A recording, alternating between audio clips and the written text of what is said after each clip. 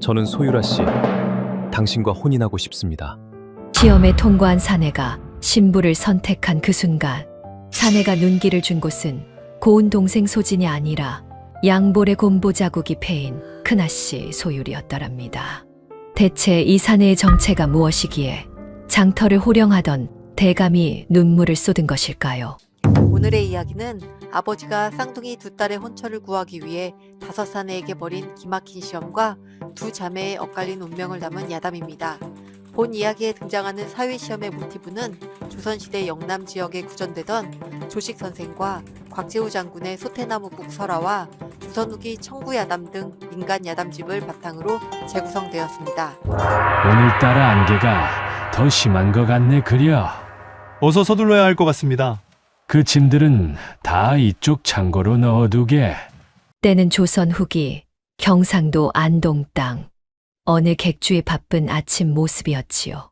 아침마다 강안개가 낮게 깔려 마을 전체를 하얗게 덮어버리는 이 고을에는 전국 8도의 상단이 오가는 변광수 객주가 있었답니다. 변광수라 하면 안동 일대에서 모르는 이가 없었습니다.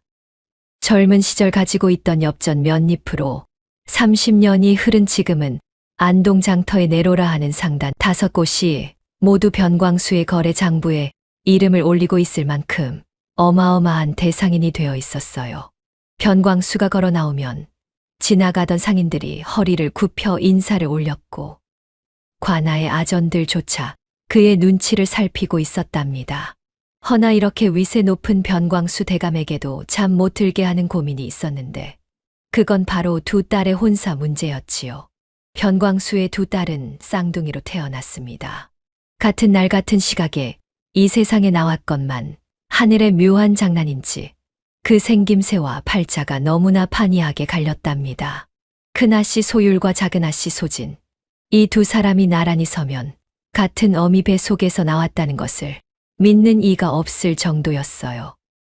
일이 이렇게 된 것은 두 아씨가 3살 되던 해 겨울로 거슬러 올라갑니다. 그해 안동 일대에는 천연두가 돌았습니다. 마마라고도 불리던 그 무서운 역병이 집집마다 파고들었고 어른 아이 할 것 없이 쓰러져 가던 혹독한 겨울이었지요. 변광수는 발등에 불이 떨어진 사람처럼 전주에서 의원을 불러오고 한양에서 약재를 들여오고 밤새 불 앞에 앉아 기도를 올렸습니다. 아내 없이 홀로 두 아이를 키우던 그가 하늘을 향해 이렇게 간절히 빌었던 날이 그 전에도 그 후에도 없었다고 합니다. 다행이라 해야 할지 아니면 하늘의 뜻이라 해야 할지 두 아이는 살아남았습니다. 허나 마마가 물러가고 난 자리에는 흔적이 남았어요. 작은아씨 소진은 기적처럼 얼굴 하나 상하지 않았으나 큰아씨 소율의 양볼과 이마에는 곰보 자국이 고르게 패어버렸던 것이었습니다. 의원은 시간이 지나면 나아질 수도 있다 하였으나 세월이 흘러도 그 자국은 사라지지 않았지요. 소율이 자라면서 변광수는 딸아이의 흉터를 가리려 하지 않았더랍니다. 오히려 딸 앞에 무릎을 꿇고 이렇게 말했다고 합니다. 소율아, 이 자국은 내가 죽을 고비를 넘기고 살아남은 증거다. 부끄러운 것이 아니라 내 목숨이 그만큼 귀하다는 뜻이니라. 어린 소율은 그 말의 뜻을 다 알지 못했을 것입니다. 허나 아버지의 눈빛에서 무언가를 느꼈는지 그 이후로 소율은 단 한 번도 자신의 얼굴을 숨기거나 고개를 숙이지 않았어요. 짙은 남색 치마에 옥색 저고리, 검은 댕기를 길게 들이운 그 자태는 곰보 자국이 있음에도 불구하고 어딘가 모르게 기품이 서려 있었습니다. 아버지가 딸에게 가르친 것은 바느질이나 수놓기가 아니었더랍니다. 변광수는 소율이 10살이 되던 해부터 직접 무릎 앞에 앉혀 장부 있는 법을 가르치기 시작했지요. 쌀 한 가마니의 시세가 어찌 움직이는지, 안동 장터의 어느 상인이 어느 계절의 물건을 떼어오는지, 사람의 눈빛 어디를 보면 속임수를 알아챌 수 있는지를 하나하나 짚어주었습니다. 상인의 눈은 물건보다 사람을 먼저 보아야 한다. 물건은 다시 구할 수 있으나 신의를 잃으면 다시는 되찾지 못하느니라. 변광수가 입버릇처럼 하던 말이었어요. 소율은 그 가르침을 단 한마디도 흘려듣지 않았습니다. 15이 되던 해에는 아버지 몰래 장부 하나를 들여다보다가 하인이 교묘하게 빼돌린 쌀 5가마니 분량의 빈틈을 찾아내어 변광수를 깜짝 놀라게 만들었고 18이 되던 해에는 안동장터에서 잔뼈가 굵은 노련한 상인이 들고 온 가짜 채권 문서를 단번에 알아채어 객주의 큰 손해를 막아냈지요. 그날 이후 변광수는 객주 살림 전체를 소율에게 맡겼더랍니다. 그런데 바로 이것이 화근이 되었습니다. 소율의 혼담이 오갈 때마다 상대방 집안에서 을의 한 가지 말이 흘러나왔더군요. 객주 살림을 딸이 쥐고 앉아 좌지우지한다면 사위들 사내는 대체 무슨 낯으로 객주 마당에 서란 말이오. 그 말을 들을 때마다 변광수의 손에 쥔 담뱃대가 부들부들 떨렸다고 합니다. 제 딸이 총명하고 재주가 뛰어난 것이 죄가 되는 세상이라는 것이 그 노회한 대상인의 가슴을 얼마나 쓰리게 찔러댔을지는 미루어 짐작하고도 남음이 있지요. 작은 아씨 소진은 달랐습니다. 오목조목한 미모의 분홍 치마를 사르르 여미고 붉은 댕기를 들이운 그 모습은 지나가는 사람 누구나 한 번쯤 고개를 돌려 다시 볼 만큼 고왔더랍니다. 허나 생김새와 달리 속마음은 단순했어요. 소진은 어릴 때부터 아버지가 언니 소율만 장부방에 데리고 들어가는 것을 못마땅하게 여겼습니다. 자신도 따라 들어가겠다고 떼를 쓴 것이 한두 번이 아니었는데 정작 장부 앞에 앉히면 다음 날이면 머리가 아프다고 드러눕기 일쑤였지요. 숫자보다는 거울이 더 익숙했고 쌀값보다는 비단 색깔에 더 밝았습니다. 아버지가 소율에게만 살림을 맡기는 것이 처음에는 서운하고 억울했더랍니다. 그러나 소진은 어느 순간부터 그 서운함을 다른 방식으로 해결하기로 마음먹었어요. 자신은 시집을 잘 가면 그만이라는 것이었습니다. 번듯하고 잘생긴 사내에게 시집을 가서 편안하게 살면 장부 따위는 평생 들여다볼 필요가 없다는 계산이었지요. 그리고 아버지의 재산이 자신에게도 반은 올 것이라는 것을 소진은 한 번도 의심한 적이 없었더랍니다. 그해 소율의 나이 24, 소진도 마찬가지로 24이 되던 해였습니다. 변광수는 뜬 눈으로 밤을 꼬박 새우고 있었어요. 호롱불 하나가 가물가물 흔들리는 사랑채에서 그 노회한 대상이는 오래된 담뱃대를 손에 쥔 채 한참이나 앉아 있었더랍니다. 혼담이 또 깨졌다는 소식이 들어온 것은 사흘 전이었습니다. 이번에는 경주 쪽에서 온 상인 집안이었는데 처음에는 소율의 총명함을 칭찬하는 듯 하더니 결국 돌아서면서 남긴 말이 또 그놈의 말이었지요. 객주 살림을 여식이 쥐고 있으면 사내가 설 자리가 없지 않겠소. 변광수는 그날 저녁 밥 한 술 뜨지 못했더랍니다. 툇마루에 홀로 앉아 밤이 깊도록 먼 산만 바라보다가 안채에서 흘러나오는 소율의 장부 넘기는 소리를 들으며 눈을 감았어요.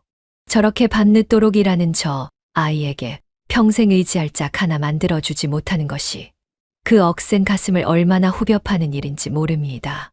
그날 밤 변광수는 마침내 결심을 굳혔습니다. 남들이 골라보내는 혼담은 이제 그만두겠다는 것이었어요. 직접 사람을 불러 모아 내 눈으로 하나하나 살펴보고 내가 직접 골라내겠다고 이를 악물었지요. 허나 단순히 사윗감만 고르는 것이 아니었습니다. 변광수가 진짜 찾는 것은 30년 피땀으로 일군 이 객주를 이어받을 만한 사람 그릇이었어요. 겉이 번듯하고 말이 청산유수인 사내가 아니라 위기 앞에서 흔들리지 않고 사람을 재산보다 먼저 보는 그런 사내 말이었습니다. 날이 밝자 변광수는 벼루에 먹을 갈고 붓을 들었더랍니다. 손이 굵고 거칠었지만 붓을 쥔 자세만큼은 어느 선비에게도 꿀리지 않았어요. 한지 위로 먹물이 번져나가는 동안 그의 눈빛은 점점 더 단단하게 굳어졌습니다. 방문이 나붙은 것은 이틀 뒤 아침이었습니다. 안동장터 게시판과 인근 고을관아 담벼락, 낙동강 나루터, 기둥마다 커다란 방문이 하나씩 나붙었더랍니다. 안동 변광수의 두 딸과 한상에서 식사하여 내 마음에 드는 자를 사위로 삼겠노라. 혼이 나는 자에게는 평생 먹고 살 재산과 객주 살림의 절반을 물려주겠다. 장터 사람들이 구름처럼 몰려들어 까치발을 들고 방문을 읽어 내려갔습니다. 한 사람이 읽으면 10사람이 귀를 기울였고 10사람이 수군거리면 100사람이 모여들었어요. 변대감 객주 재산이 얼마인지 아시오? 안동 장터 상단 절반이 그 장부의 이름을 올리고 있다는데 허나 두 딸 중 큰아씨는 마마 자국이 있다지 않소. 재산이 아무리 많아도 그건 좀 꺼림칙하지 않겠소? 무슨 소리? 살림 솜씨며 장부 실력이 안동에서 딸을 이가 없다는 큰아씨 아니오. 얼굴이야 같이 사노라면 정이 드는 법이지. 말이 말을 낳고 소문이 소문을 불러 사흘이 채 되기도 전에 경상도를 넘어 전라도, 충청도까지 이 방문 이야기가 퍼져나갔더랍니다. 재산을 노리는 자도, 호기심에 몰려드는 자도, 진심으로 짝을 찾는 자도 뒤엉켜 변광수 객주 대문 앞이 장날 저작거리처럼 북적였지요. 그 북적임 속에서 소율은 여느 날과 다름없이 장부를 펼쳐 들고 있었습니다. 요란한 소문보다 오늘 들어온 쌀 시세가 더 중요하다는 듯이 붓끝을 장부 위에 또박또박 놀리며 눈 하나 깜짝하지 않았어요. 허나 그 단정한 등 뒤로 쥐고 있던 붓 끝이 아주 미세하게 떨리고 있다는 것을 아는 사람은 아무도 없었더랍니다. 소지는 달랐습니다. 안채 창호지 너머로 장터 소문이 들려올 때마다 붉은 댕기를 고쳐 메고 거울 앞에 앉아 제 얼굴을 이리저리 들여다보았지요. 이번에야말로 번듯한 사내를 골라잡겠다는 결심이 두 눈에 가득 차 있었습니다. 언니는 장부나 붙들고 있으면 그만이지만 나는 내 얼굴로 팔자를 고쳐야 한다는 속셈이 그 고운 눈빛 속에 또렷이 깔려 있었어요. 변광수는 사랑채 마루에 홀로 앉아 장터 쪽을 바라보며 담뱃대를 천천히 빨았습니다. 연기가 가늘게 피어올라 처마 끝으로 흩어지는 것을 바라보며 그 노회한 눈이 조용히 깊어졌더랍니다. 이 판을 벌인 것은 단순히 사윗감을 구하기 위함이 아니었습니다. 30년을 버텨온 상인의 눈으로 사람의 진짜 그릇을 가려내는 마지막 시험이 이제 막 시작된 것이었어요. 방문이 나붙고 닷새째 되던 날 저녁이었더랍니다. 변광수는 사랑채에 홀로 앉아 5사람의 이름이 적힌 종이를 무릎 위에 펼쳐놓고 한참이나 들여다보고 있었지요. 팔도에서 몰려든 수십 명 가운데 변광수가 직접 골라낸 5사람이었습니다. 재산을 보고 달려든 자는 첫눈에 걸러냈고 가문 자랑부터 늘어놓는 자는 입을 떼기도 전에 돌려보냈어요. 그렇게 추린 5 가운데서도 변광수의 눈은 여전히 2사람에게 오래 머물렀더랍니다. 이현목과 서달준, 이 2사람이었습니다. 허나 아직은 때가 아니었어요. 상인의 눈은 물건을 한 번에 결정하지 않는 법이었습니다. 반드시 직접 만져보고 두드려보고 빛에 비춰보아야 진짜인지 가짜인지 알 수 있는 것이 이치였지요. 변광수가 30년 장터에서 배운 가장 큰 가르침이 바로 그것이었더랍니다.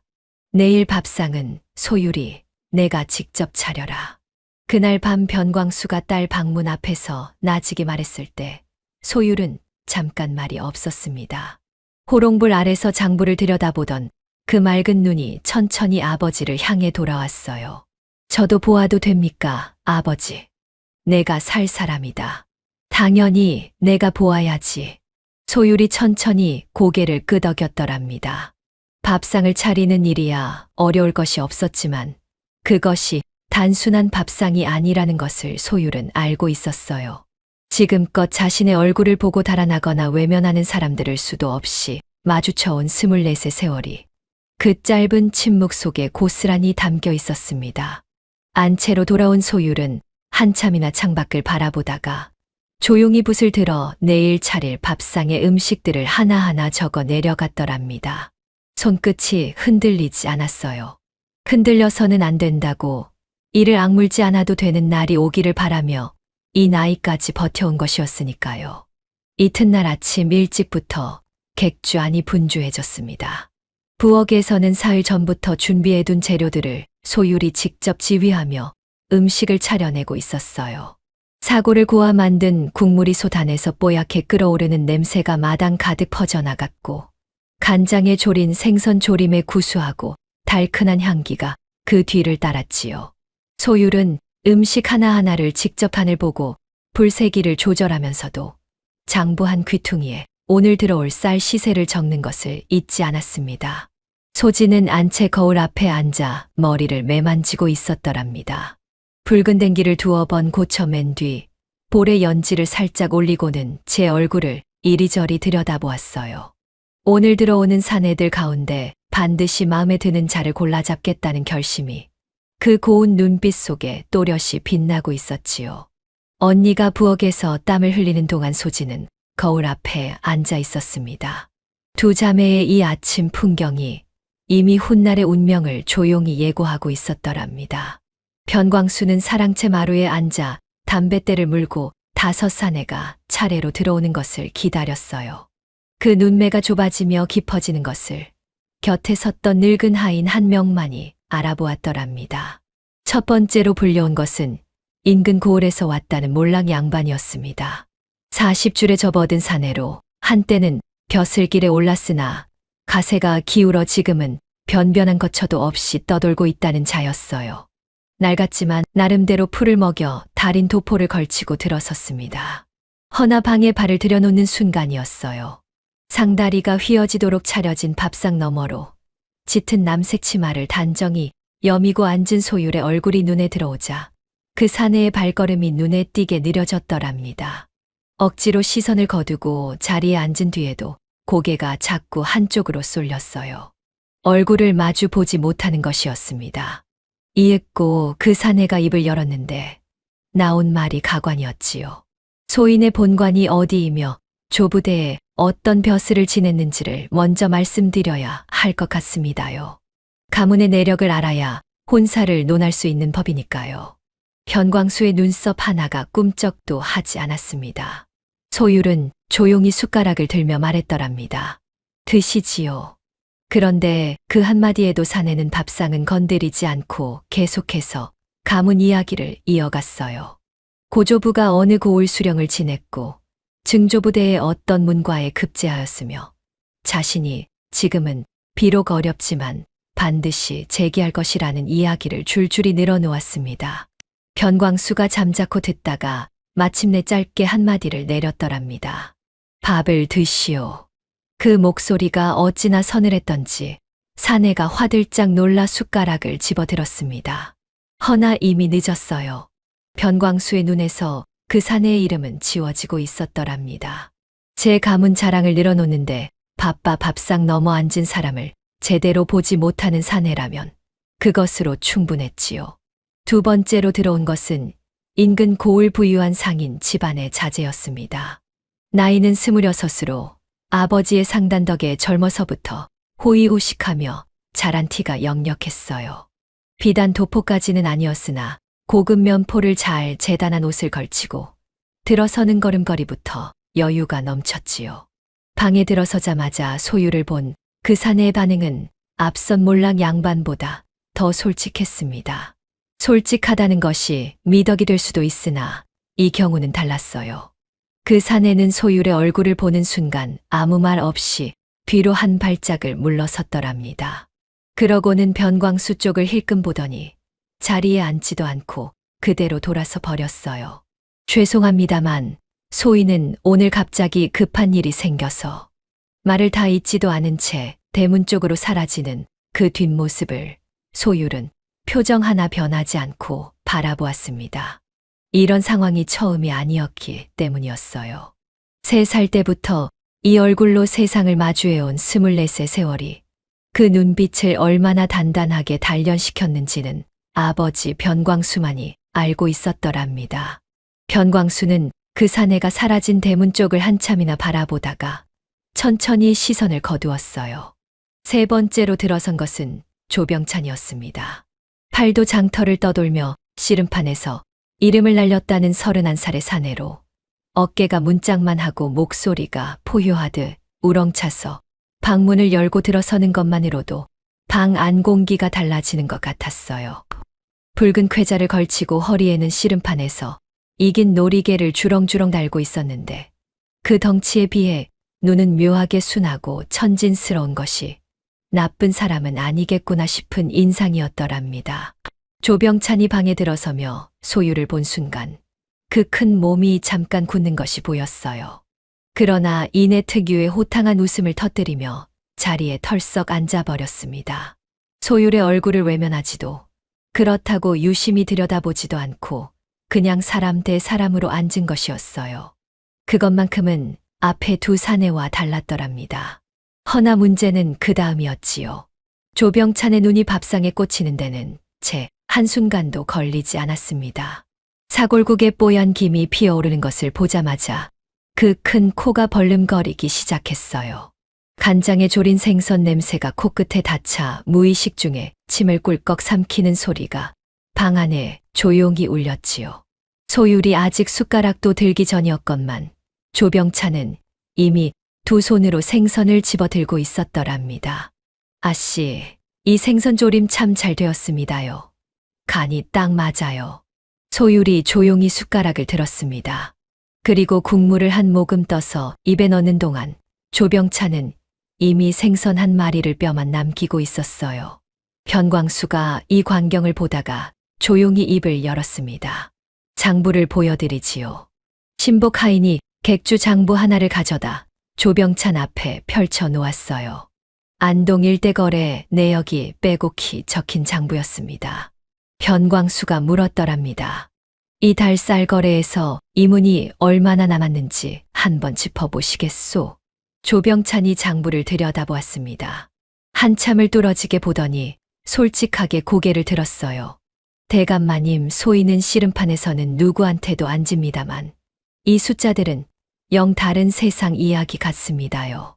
변광수가 짧게 고개를 끄덕였더랍니다. 조병찬은 나쁜 사람이 아니었어요. 소율의 얼굴을 외면하지 않았고 솔직담백한 성품도 나무랄 것이 없었지요. 허나 객주 살림을 함께 꾸려나갈 사람으로는 어딘가 본질적으로 빠진 구석이 있었습니다. 장부를 모르는 것은 배우면 되지만 사람을 보는 눈과 위기를 다루는 지혜는 배워서 되는 것이 아니었으니까요. 조병찬은 그렇게 예선에서 물러났더랍니다.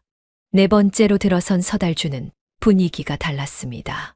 방문을 열고 들어서는 순간부터 그 자태가 달랐어요. 이목구비가 반듯하고 어깨가 넓어 처신상이 훤칠했으며 고금, 비단 도포를 걸친 차림이 어느 모로 보아도 번듯한 양반 자제처럼 보였습니다. 들어서는 걸음걸이에 여유가 넘쳤고 자리에 앉는 동작 하나하나가 마치 오래전부터 이 자리를 차지하고 있었던 사람처럼 자연스러웠지요. 소유를 보는 순간 서달준의 눈이 아주 잠깐 흔들렸습니다. 워낙 순식간에 지나간 일이라 모르는 사람은 알 수가 없었겠지만 소율은 그 찰나를 놓치지 않았더랍니다.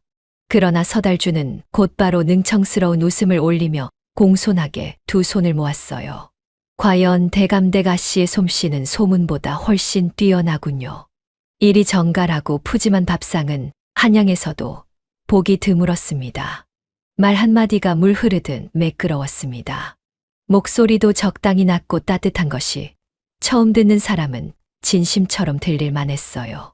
소진이 문 너머에서 이 광경을 훔쳐보다가 저도 모르게 입술에 미소를 머금은 것도 무리가 아니었지요. 허나 소율의 눈은 달랐습니다. 서달준의 말이 끝날 때마다 그 눈이 향하는 방향을 조용히 따라갔더랍니다. 입으로는 밥상을 칭찬하면서도 서달준의 시선은 밥상 위 음식보다 훨씬 자주 방 안비단 병풍과 장부 괴짝 위를 스쳐 지나갔어요. 소율이 아버지에게 시선을 주었고 변광수는 담뱃대를 한 번 빨며 눈을 내리깔았습니다. 두 사람 사이에 말 없는 신호가 오간 것이었어요. 변광수가 이번에도 장부를 펼쳤습니다. 이 달배 거래에서 어느 상단과 거래하면 가장 이문이 남겠소? 서달준이 장부를 받아들었습니다. 잠시 들여다보더니 막힘없이 대답했어요. 소인이 보기에는 이 거래처보다 저 거래처가 나아 보입니다만 번듯한 대답이었지요. 허나 변광수의 눈이 가늘어졌더랍니다. 서달준이 짚은 거래처는 이미 석 달 전부터 미수금이 쌓여 신용이 떨어진 곳이었어요. 장부를 제대로 읽은 것이 아니라 그럴듯하게 보이는 숫자만 집어낸 것이었습니다. 그것을 모르고 한 말인지 알면서 모른 척한 것인지는 알 수 없었지만 어느 쪽이든 좋은 신호는 아니었지요. 서달주는 일단 통과했습니다. 그러나 변광수의 마음속에는 작은 가시 하나가 박혔더랍니다. 마지막으로 들어선 이가 이현목이었습니다. 방문이 열리는 순간 방 안 분위기가 앞에 네 사람과는 사뭇 달랐어요. 낡고 빛바랜 무명 도포의 집신 차림이었습니다. 비단은커녕 좋은 면포 한 자락도 몸에 걸치지 않은 그 행색이 앞서 들어온 서달준의 번듯함과 나란히 놓이면 하늘과 땅 차이였지요. 하인들 사이에서 작게 웅성거리는 소리가 들렸어요. 허나 이현목이 방에 들어서는 순간 그 낡은 도포 안에서 무언가가 흘러나오고 있었더랍니다. 허리가 반듯했어요. 비단 도포를 걸쳤을 때나 무명 도포를 걸쳤을 때나 다를 것이 없는 타고난 기골에서 우러나오는 고듬이었지요. 눈꺼풀이 무겁게 내려앉아 있었지만 그 아래 자리 잡은 눈빛은 이상하리만치 고요하고 단단했습니다. 소율을 본 순간이었어요. 이현목의 시선이 소율의 얼굴에 닿았습니다. 흠칫하거나 외면하지 않았어요. 그렇다고 뚫어지게 바라보며 품평하는 것도 아니었지요. 그저 처음 보는 사람을 대하듯 자연스럽게 눈을 맞추고 조용히 자리에 앉았더랍니다. 그 동작이 어찌나 담담하고 자연스러웠던지 소율이 오히려 어색함을 느낄 지경이었어요. 이 자리에서 자신의 얼굴을 보고 아무렇지 않은 듯 앉은 사내는 이현목이 처음이었습니다.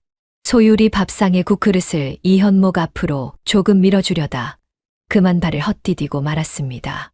털썩 소리와 함께 국그릇이 기울어지며 쏟아지려는 찰나였더랍니다. 이현목이 움직였어요. 앉은 자리에서 몸을 기울이는 것도 잠깐, 무릎을 꿇는 것도 잠깐, 두 손이 뻗어나가 기울어지는 그릇을 받아낸 것이 거의 동시였습니다. 국물이 한 방울도 쏟아지지 않았어요. 그리고 이현목이 맨 먼저 입을 연 것이 밥상을 걱정하는 말이 아니었더랍니다. 손을 대이지는 않으셨습니까? 방 안이 잠깐 고요해졌습니다. 소율이 멈칫했어요. 국이 쏟아질 뻔한 것을 걱정하는 말이 아니라 손이 다쳤는지를 먼저 물어본 사람은 이현목이 처음이었더랍니다. 변광수가 담뱃대를 쥔 손에 힘을 주었습니다. 그 눈이 이현목에게 머물렀어요. 식사가 이어지는 동안 이현목은 말이 적었습니다. 허나 소율이 젓가락을 집을 때 어느 반찬을 먼저 드는지, 장부 괴짝을 슬쩍 보는지 안 보는지, 하인이 물을 가져왔을 때 어떻게 받는지를 조용히 살피고 있었어요.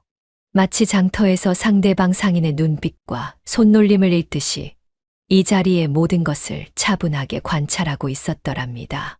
변광수가 이번에도 장부를 내밀었습니다. 이현목이 장부를 받아들었어요. 한참을 넘겨보더니 손가락으로 한 줄을 짚었습니다. 이 거래처는 지난 석 달 미수금이 계속 늘고 있습니다. 거래를 끊기 전에 먼저 담보를 잡으시는 것이 나을 듯합니다. 그리고 이 줄과 저 줄의 날짜가 뒤바뀐 것 같은데 혹 확인해 보셨습니까? 변광수의 눈이 커졌더랍니다. 장부를 처음 보는 사람이 단 몇 분 만에 미수금 흐름을 읽고 그것도 모자라 날짜 오류까지 잡아낸 것이었어요. 소율이 지난달에야 발견한 오류였는데 이현목은 밥 먹는 자리에서 훑어보는 것만으로 찾아낸 것이었습니다. 소율의 눈빛이 달라졌더랍니다. 처음으로 이 사람을 다시 보아야겠다는 생각이 가슴 한켠에 조용히 자리를 잡았어요. 변광수가 밥상 자리가 끝난 뒤 사랑채로 돌아와 홀로 앉았습니다. 담뱃대를 천천히 빨며 오늘 5사내의 모습을 하나하나 되새겼더랍니다. 가문 자랑에 바빴던 자, 얼굴 보고 달아난 자, 밥에만 정신이 팔린 자, 그리고 말이 번듯했으나 장부를 읽지 못한 자, 그리고 마지막으로 손이 다쳤는지를 먼저 물어본 자. 연기가 가늘게 피어올라 창호지에 배는 것을 바라보며 변광수는 조용히 눈을 감았더랍니다. 아직 시험은 시작도 하지 않았어요. 진짜 시험은 이제부터였습니다. 밥상 예선이 끝나고 하룻밤이 지난 이튿날 아침이었더랍니다. 안동 장터에는 아직 이른 안개가 낮게 깔려 있었고 객주 마당에는 첫 거래를 준비하는 하인들의 발걸음 소리가 분주하게 오가고 있었지요. 변광수는 그 소란을 뒤로하고 사랑채 문을 닫아 걸었습니다. 오늘은 바깥 장터 일보다 더 중요한 일이 있었으니까요. 이연목과 서달준 두 사람이 사랑채 안으로 들어와 맞은편에 나란히 앉았을 때 변광수는 오래된 담뱃대를 내려놓으며 천천히 두 사람을 훑어보았더랍니다. 이연목은 어제와 같은 낡은 무명 도포 차림으로 등을 곧게 세우고 앉아 있었고 서달주는 어제보다 한결 화려한 비단 도포로 갈아입고 능청스러운 미소를 입가에 걸고 있었어요. 변광수가 천천히 손을 내밀었습니다. 신복 하인이 작은 보자기 2개를 가져와 두 사람 앞에 하나씩 내려놓았어요. 보자기를 펼치자 그 안에는 엽전 한 잎이 달랑 놓여 있었더랍니다. 둥글고 작은 구리 엽전 하나, 시장에서 떡 한 조각을 살 수 있을까 말까 한 것이었지요. 한 달이요. 변광수가 짧게 말했습니다. 이 한 푼으로 한 달 안에 가장 큰 이문을 남겨오시오. 방법은 묻지 않겠소. 단, 남의 것을 훔치거나 빌리는 것은 허락하지 않소. 오직 이 한 푼만으로 시작해야 하오. 서달준이 엽전을 집어들고 이리저리 들여다보다가 피식 웃음을 흘렸어요. 그 웃음 속에 무엇이 담겨 있는지를 변광수는 이미 알고 있었더랍니다. 한 푼이 대수냐, 내가 아는 사람들을 통하면 금방 불릴 수 있겠다는 계산이 그 눈빛에 가득했으니까요. 이연목은 엽전을 받아들고 한참이나 말이 없었습니다. 그 작은 엽전을 손바닥 위에 올려놓고 바라보는 눈빛이 단순히 돈을 어찌 불릴까 궁리하는 것과는 달라 보였어요. 마치 이 작은 것 안에서 무언가를 읽어내려는 것 같은 깊고 고요한 눈빛이었더랍니다. 두 사람이 사랑채를 나서는 것을 배웅하며 변광수는 소유를 조용히 불렀어요. 지켜보거라. 한 달 뒤 어떤 사람이 어떤 방식으로 돌아오는지를. 소율이 고개를 끄덕였더랍니다. 그 눈빛 속에 어제 밥상 자리에서 처음 흔들렸던 무언가가 아직 가라앉지 않고 있었어요. 서달준이 엽전 한 잎을 손에 쥐고 안동 장터로 나선 것은 그날 오후였습니다. 걸음이 빨랐어요. 머릿속에는 이미 계획이 서 있었더랍니다. 한양에서 지내던 시절부터 알고 지내던 포목 장사꾼 하나가 안동 장터의 물건을 때려 내려와 있다는 것을 알고 있었으니까요. 이복에 내가 이 포목 10필만 먼저 가져다 팔면 되는 것 아닌가. 팔고 나서 원래 값은 돌려줄 것이니 그 이문만 내가 챙기면 되지 않겠어. 서달준이 아는 척 능청을 떨며 포목 장사꾼을 찾아갔더랍니다. 그러나 장사꾼은 고개를 저었어요. 서달준이 한양에서 가산을 탕진했다는 소문이 이미 안동까지 퍼져 있었던 것이었지요. 믿고 물건을 맡길 수 없다는 것이었어요. 서달준은 다른 방도를 찾았습니다. 아는 한량 패거리 서넛을 불러 모아 안동 장터에서 소금을 조금 사다가 인근 고을에 팔아보자는 계획을 세웠어요. 엽전 한 잎으로 소금을 사봐야 손바닥만 한 양밖에 안 되었지만 어찌 되었든 거래라는 것이었지요. 허나 그것도 첫날 만에 틀어졌더랍니다. 서달준이 소금 시세를 잘못 읽어 비싸게 산 데다 함께 나선 한량 패거리 하나가 길에서 노름판을 만나는 바람에 짐을 두고 사라져 버렸어요. 파는 것은커녕 오히려 사온 소금을 길바닥에 흘리는 소동이 벌어졌지요. 그 다음 주에는 방향을 바꾸어 노름판에서 불려보겠다는 생각이 들었습니다. 엽전 한 잎을 미천으로 시작해보았는데 이튿날 아침 서달준의 손에는 아무것도 남아있지 않았더랍니다. 한 잎이 공중으로 사라진 것이었어요. 빈손이 된 서달준은 뒤늦게 허겁지겁 방도를 찾아 나섰지만 마음이 급하면 눈이 어두워지는 법이었습니다. 세 번째 주에는 인근 장터에서 떠도는 허황한 소문을 믿고 어느 약재 상인에게 사기를 당했고 네 번째 주에는 아예 손을 놓고 변광수, 객주 근처를 서성이며 소진과 눈을 맞추는데 더 많은 시간을 쏟았더랍니다. 한 달이 다 되도록 서달준의 손에 남은 것은 변명할 말 몇 마디뿐이었어요. 이연목이 사랑채를 나선 것은 서달준보다 한 발 늦은 저녁 무렵이었습니다. 장터가 파장을 향해 가고 상인들이 하나둘 짐을 거두어 들이는 시각이었어요. 남들이 들어올 때 나서는 것이 이 현목이 오래전부터 익혀온 방식이었더랍니다. 이 현목은 엽전 한 잎을 손에 쥐고 장터를 한 바퀴 천천히 걸었습니다. 서두르지 않았어요. 어느 가게 앞에 사람이 몰리는지, 어느 길목에서 상인들이 서로 쑥덕이는지, 어느 노점에서 물건이 남아떨이로 나오는지를 두 눈으로 차분히 읽어 내려갔더랍니다. 아버지가 살아계실 때 이 현목에게 가르쳐준 첫 번째 이치가 바로 이것이었어요. 장터를 읽는 자가 장터를 다스린다. 뛰어다니기 전에 먼저 보아라. 돌아가신 아버지의 목소리가 귓가에 스치는 것 같았더랍니다. 이 현목은 눈을 가늘게 좁히고 장터 한쪽 구석에 멈춰 섰어요. 글방 훈장 하나가 파장 무렵에도 자리를 떠나지 못하고 앉아 있었습니다. 앞에는 직접 쓴 붓글씨 종이 몇 장이 놓여 있었는데 하루 종일 팔리지 않은 모양이었어요. 낡은 벼루에 먹이 말라가고 있었고 훈장의 눈빛에는 지친 기색이 역력했지요. 이 현목이 그 앞에 멈추어 앉았더랍니다. 그리고 엽전 한 잎을 내밀며 말했어요.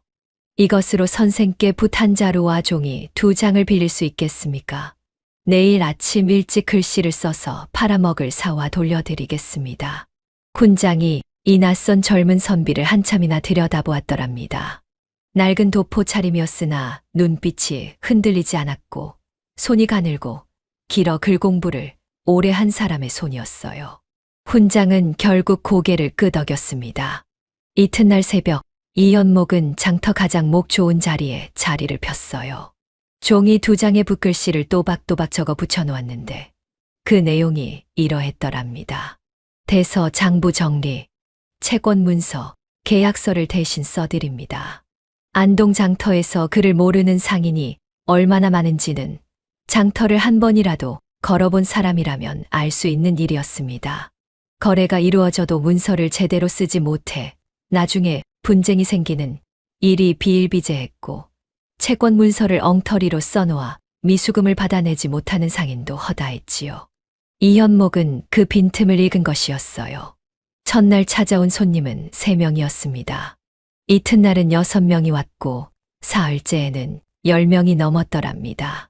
소문이란 것이 원래 발이 빠른 법이어서 안동 장터의 장부 정리를 잘해주는 선비가 나왔다는 말이 하루가 다르게 퍼져나갔어요. 이 현목은 모아진 돈으로 먼저 훈장에게 먹을 사다 갚고 자신의 붓과 벼루를 장만했지요. 대서 일을 하며 안동 장터 상인들의 장부를 들여다보던 이 현목의 눈에 어느 날 기이한 것이 하나 잡혔더랍니다. 안동 장터에는 크고 작은 상단이 수십 개가 있었는데 그 가운데 3곳의 장부를 나란히 놓고 보니 묘한 것이 보였어요. 배 상단 갑이 비단 상단을에게 빚을 지고 있었고 비단 상단을은 또 곡물 상단병에게 미수금이 있었으며 곡물 상단병은 공교롭게도 배 상단갑에게서 받아야 할 돈이 있었던 것이었지요. 셋이 서로 맞물려 빚을 지고 있는데 아무도 그것을 알아채지 못하고 각자 따로 독촉하고 있었던 것이었습니다. 이 현목은 밤새 생각했더랍니다. 이 3곳의 채권을 한꺼번에 맞교환하면 돈 한 푼 오가지 않고도 3곳의 미수금이 모두 정리된다는 계산이 나왔어요. 그리고 그 중간에서 교환을 성사시켜준 수수료를 3곳에서 조금씩 받으면 자본 없이 신용과 정보만으로 이문을 만들어내는 구조가 완성되는 것이었지요. 이 현목이 새 상단을 직접 찾아가 이 방식을 설명했을 때 처음에는 반응이 시큰둥했더랍니다. 이 초라한 도포 차림의 젊은 선비가 무슨 말을 하는지 얼른 이해가 가지 않았던 것이지요. 이 현목은 물러서지 않았어요.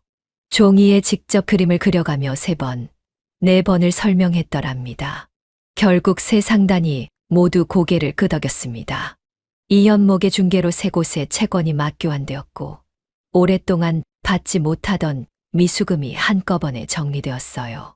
세 상단 모두 속이 뻥 뚫리는 쾌감을 느꼈더랍니다.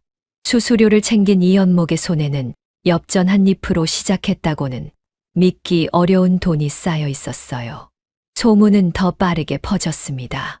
안동 장터의 채권을 귀신같이 정리해주는 선비가 있다는 말이 인근 고을까지 퍼져나갔고, 넷째 주에는 안동을 넘어 예안과 영주에서까지 상인들이 찾아왔더랍니다. 이 연목은 한 건 한 건 장부를 꼼꼼히 들여다보며 서로 엉킨 채권 구조를 풀어냈고, 그렇게 한 달이 다 차도록 한 번도 멈추지 않았어요. 한 달이 찼습니다. 변광수가 두 사람을 다시 사랑채로 불러들였어요. 서달준이 먼저 들어왔더랍니다. 화려한 비단 도포는 어제와 다름없이 번듯했지만 눈빛이 어딘가 흔들리고 있었어요. 자리에 앉자마자 능청스러운 웃음을 먼저 꺼내 들었습니다. 대감마님, 이번 달은 장터 사정이 예상보다 복잡하여 소인도 여러 가지로 애를 썼습니다만 워낙 시세가 고르지 않아서 말이지요. 허나 소인의 방식이 워낙 장기적인 안목을 요하는 것이라 한 달이라는 기간이 조금 짧게 느껴졌습니다. 변광수가 아무 말 없이 바라보았어요. 서달준이 내려놓은 것은 엽전 몇 잎이었습니다. 처음 받은 한 잎보다 조금 불어난 것이었지만 그 과정에서 어떤 방식을 썼는지에 대한 설명이 두루뭉술하기 짝이 없었어요. 변광수가 구체적으로 물을 때마다 서달준의 대답은 점점 더 길어지고 두루뭉술해졌더랍니다. 이 현목이 들어온 것은 서달준이 물러간 직후였어요.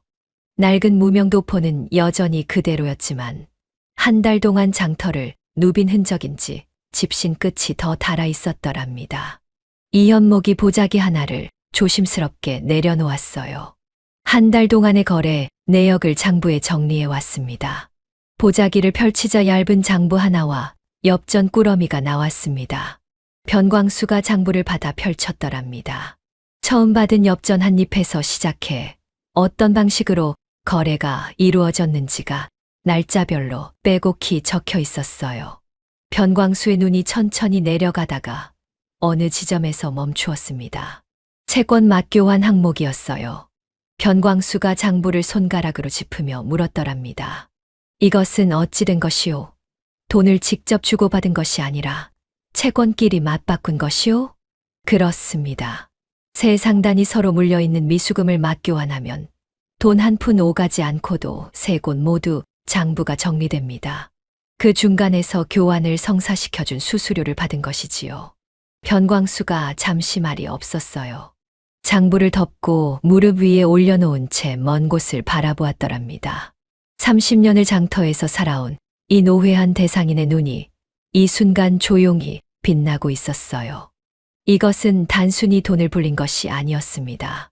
자본이 없어도 인맥이 없어도 오직 시장의 구조를 읽는 눈과 신용 하나만으로 이문을 만들어내는 방식이었어요. 변광수가 30년 장터를 일구면서도 이런 방식을 체계적으로 쓴 적이 없었던 것이었더랍니다.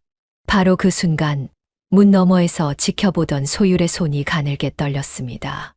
이 연목이 가져온 장부를 훔쳐보던 소율의 눈이 커졌어요. 이 방식을 객주 전체에 도입하면 어떻게 되는지를 소율의 머릿속에서는 이미 계산이 시작되고 있었더랍니다. 안동 일대 수십 개 상단의 채권 구조를 객주가 중간에서 정리해주는 방식이라면 거래 장부가 모두 객주를 거쳐 가게 되고 그것은 곧 안동 장터 전체의 흐름을 객주가 손에 쥐는 것이나 다름없었으니까요. 소율이 아버지 방문 앞으로 다가갔습니다. 아버지, 잠깐 여쭈어도 되겠습니까? 변광수가 문을 열었어요. 소율이 조용히 들어와 이현목의 장부를 가리키며 말했더랍니다.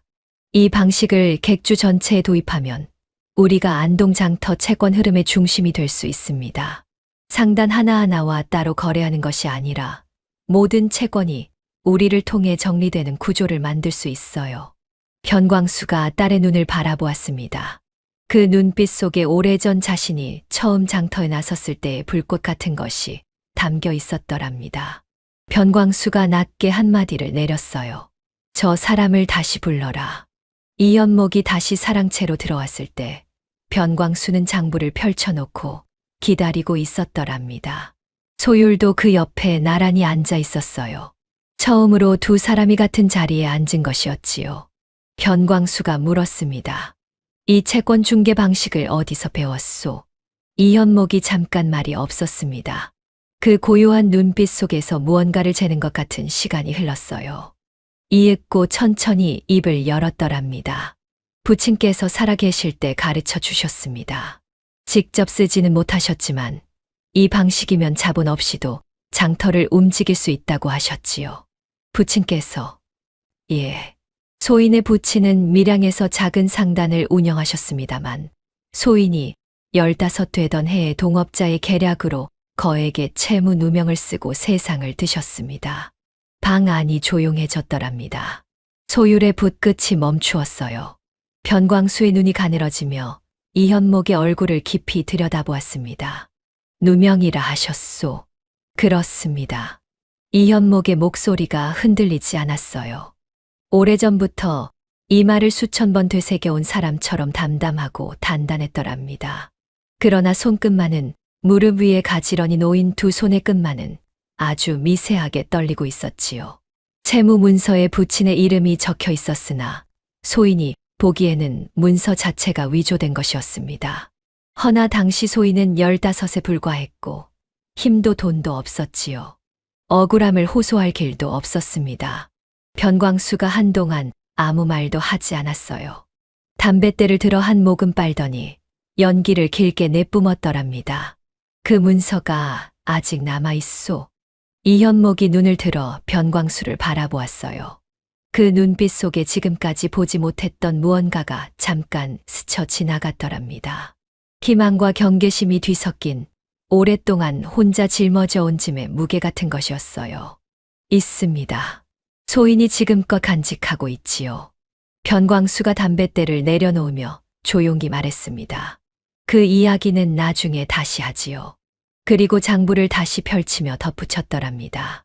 2단계 시험이 남아있소. 소율이 장부에 눈을 내리깔았습니다. 그러나 귀끝이 살짝 굵어진 것을 방 안에 있던 세 사람 중 아무도 모른 척했더랍니다. 엽전 한 푼 시험이 끝나고 사흘째 되던 밤이었더랍니다. 안동고을에는 이른 가을비가 추적추적 내리고 있었고 객주 마당 곳곳에 빗물이 고여 호롱불빛을 흔들리게 받아내고 있었지요.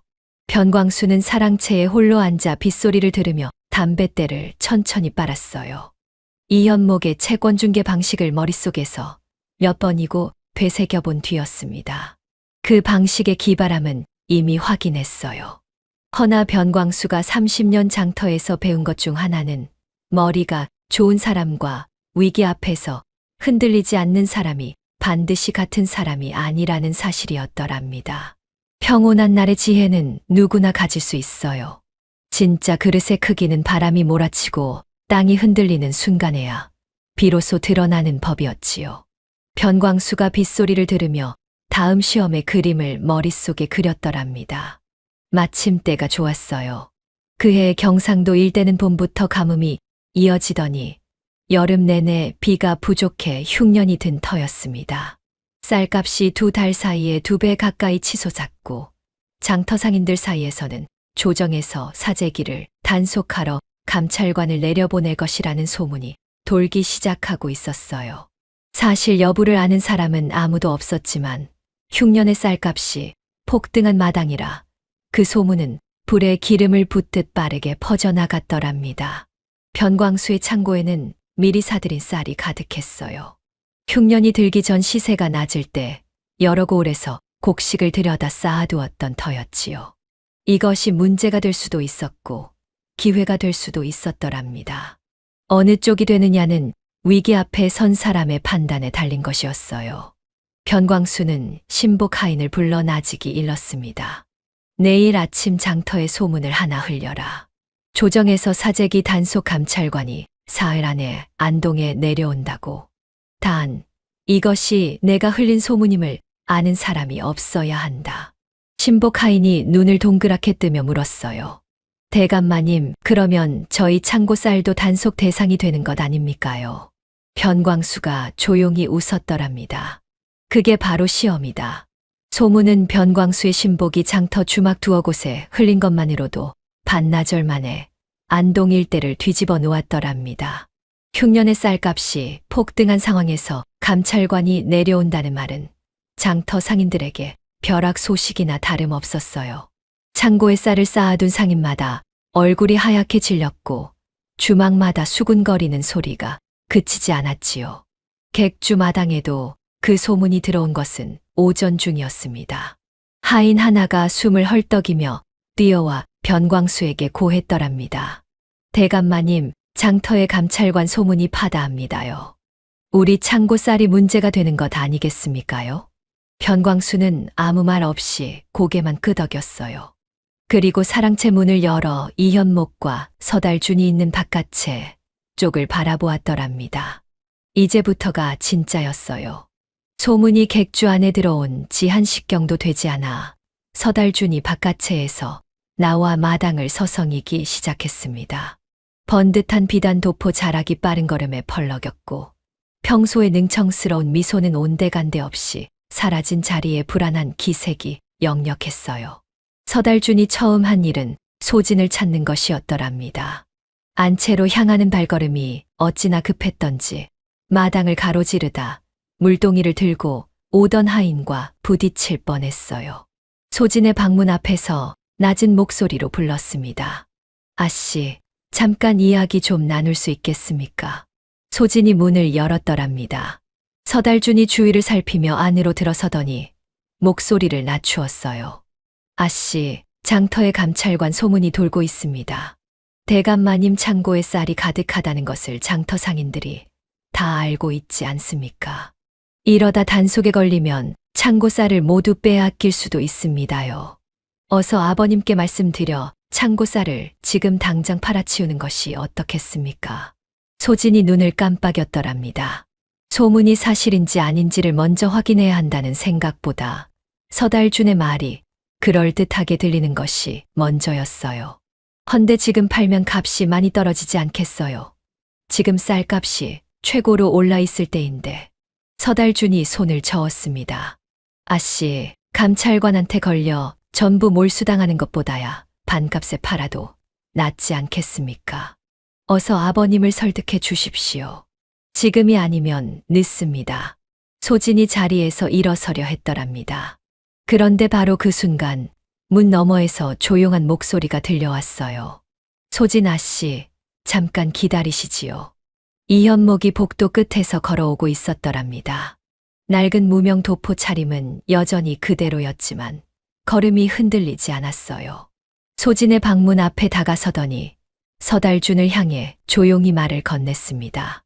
도련님, 그 소문의 출처를 확인해 보셨습니까? 서달준이 눈살을 찌푸렸더랍니다. 출처는 무슨 출처요? 장터 상인이란 상인은 모두 그 이야기를 하고 있는데 출처가 따로 있겠소. 소문이 크다고 사실이 되는 것은 아닙니다. 소인이 직접 확인해 보고 오겠습니다. 서달준이 코웃음을 쳤어요. 거참 감찰관이 온다는데 확인을 한다고요. 그러다 정말 들이닥치면 어쩌려고요. 이현목은 대꾸하지 않았더랍니다. 그저 조용히 몸을 돌려 객주 대문 쪽으로 걸어 나갔어요. 서달준은 그 뒷모습을 보며 혀를 찼습니다. 소진은 두 사람을 번갈아 보다가 이현목이 사라지는 방향보다 서달준의 번듯한 얼굴 쪽으로 시선을 더 오래 두었더랍니다. 변광수는 사랑채 문 너머에서 이 모든 광경을 지켜보고 있었어요. 담뱃대를 손에 쥔 채 조용히 눈을 감았다가 떴더랍니다. 이현목이 장터로 나선 것은 오전 중이었습니다. 서달준처럼 급하게 뛰어다니지 않았어요. 장터 입구에서부터 천천히 걸으며 소문이 어디서 어떻게 흘러나오는지를 먼저 살폈더랍니다. 주막 세 곳을 들러 소문의 출처를 물었어요. 첫 번째 주막에서는 아침에 장터 쪽에서 들었다고 했고, 두 번째 주막에서는 어느 하인이 와서 이야기를 했다고 했더랍니다. 세 번째 주막에서는 소문을 처음 퍼뜨린 것으로 보이는 인물의 행세까지 설명을 들었어요. 이현목의 눈이 가늘어졌습니다. 소문이 퍼진 경로가 너무 깔끔했어요. 자연스럽게 퍼진 것이라면 여러 방향에서 동시에 나와야 하는데 이 소문은 한 방향에서 시작해 퍼져나간 흔적이 역력했더랍니다. 게다가 소문의 내용이 구체적인 것 같으면서도 감찰관이 언제 어디서 출발했다는 세부 사항이 전혀 없었어요. 이현목이 다음으로 찾아간 곳은 안동관아였습니다. 아는 사람 하나 없는 곳이었지만 낡은 무명 도포를 여미고 문지기 앞에 섰더랍니다. 소인은 안동 장터에서 상인들 문서를 대서해주는 자인데 감찰관 관련하여 여쭤볼 것이 있습니다. 문지기가 콧방귀를 꼈어요. 행색만 보면 거들떠볼 것도 없는 자였으니까요. 이현목이 물러서지 않았더랍니다. 허리를 곧게 세우고 또렷한 목소리로 다시 한번 말했어요. 공문이 내려왔다면 관아에 먼저 통보가 왔을 터이니 그 여부만 확인해 주시면 됩니다. 문지기가 귀찮은 듯 안쪽으로 들어갔다가 잠시 후 돌아왔더랍니다. 그런 공문 없소. 이현목이 조용히 고개를 숙이고 돌아섰습니다. 발걸음이 아까보다 조금 빨라졌어요. 이현목이 객주로 돌아온 것은 오후 초입이었더랍니다. 마당에서 서달준이 소진 옆에 앉아 무언가를 열심히 이야기하고 있었는데 소진의 손짓을 보아하니 아버지를 설득해 쌀을 팔아야 한다는 쪽으로 이야기가 계속 이어지고 있는 것 같았어요. 이현목이 마당을 가로질러 소율을 찾았습니다. 소율은 곳간 앞에 서서 쌀 가만히 술을 세고 있었더랍니다. 이현목이 다가가 나직이 말했어요. 아씨, 잠깐 드릴 말씀이 있습니다. 소율이 장부에서 눈을 들었어요. 이현목의 눈빛이 아까와 달라진 것을 소율은 단번에 알아챘더랍니다. 관아에 공문이 없었습니다. 그리고 소문의 경로가 한 방향에서 시작된 것입니다. 이 소문은 누군가 의도적으로 흘린 것이 확실합니다. 소율이 잠깐 말이 없었더랍니다. 장부를 든 손이 멈추었어요. 그 눈빛 속에서 무언가가 빠르게 돌아가는 것이 느껴졌지요. 그렇다면 창고 쌀은? 지금 팔아서는 안 됩니다. 소율이 고개를 들어 이현목을 바라보았더랍니다. 두 사람의 눈이 마주쳤어요. 말이 없었지만 서로 같은 것을 보고 있다는 것을 두 사람 모두 느끼고 있었더랍니다. 더 하실 말씀이 있는 것 같습니다만 이현목이 장부를 가리켰어요. 이 소문이 퍼진 것을 거꾸로 이용할 수 있습니다. 지금 장터 상인들이 모두 창고 쌀을 헐값에 내놓으려 하고 있을 것입니다. 가격이 내려가기 전에 오히려 백성들에게 지금 시가보다 낮은 값으로 쌀을 풀면 어떻겠습니까? 소율의 눈썹이 올라갔어요. 헐값에 팔자는 것입니까? 아닙니다. 폭등한 현재 시가보다는 낮되 원래 적정 시세에 가깝게 파는 것입니다. 다른 상인들이 모두 패닉에 빠져 헐값에 내놓는 와중에 우리는 적정가로 백성들에게 쌀을 풀면 두 가지를 동시에 얻을 수 있습니다. 이현목이 손가락을 하나씩 펼쳤더랍니다. 첫째, 감찰관이 진짜 온다 해도 단속 대상이 아니라 오히려 민심을 안정시킨 공로를 인정받게 됩니다. 둘째, 이 일이 알려지면 안동관아와의 신뢰가 쌓이고 변 대감 객주의 이름이 팔도에 퍼지게 되지요. 당장의 이문보다 훨씬 큰 것을 얻게 되는 것입니다. 소율이 장부를 펼쳤습니다. 손이 빠르게 움직이며 수량과 가격을 계산하기 시작했어요. 얼마를 어느 가격에 풀어야 손해 없이 적정 이문을 남기면서도 백성들에게 실질적인 혜택이 돌아가는지를 계산하는 것이었더랍니다. 가능합니다. 소율이 짧게 말했어요. 그리고 장부를 들고 아버지의 사랑채로 향했더랍니다. 변광수가 소율의 보고를 들으며 눈을 감았습니다. 소율이 이현목에게서 들은 내용과 자신이 직접 계산한 수치를 조목조목 설명하는 동안 변광수는 아무 말 없이 담뱃대만 천천히 빨고 있었어요. 보고가 끝나자 변광수가 눈을 떴습니다. 저 사람이 먼저 관아에 가서 확인했다고 했느냐? 그렇습니다, 아버지. 혼자서. 예. 변광수가 한참이나 말이 없었더랍니다.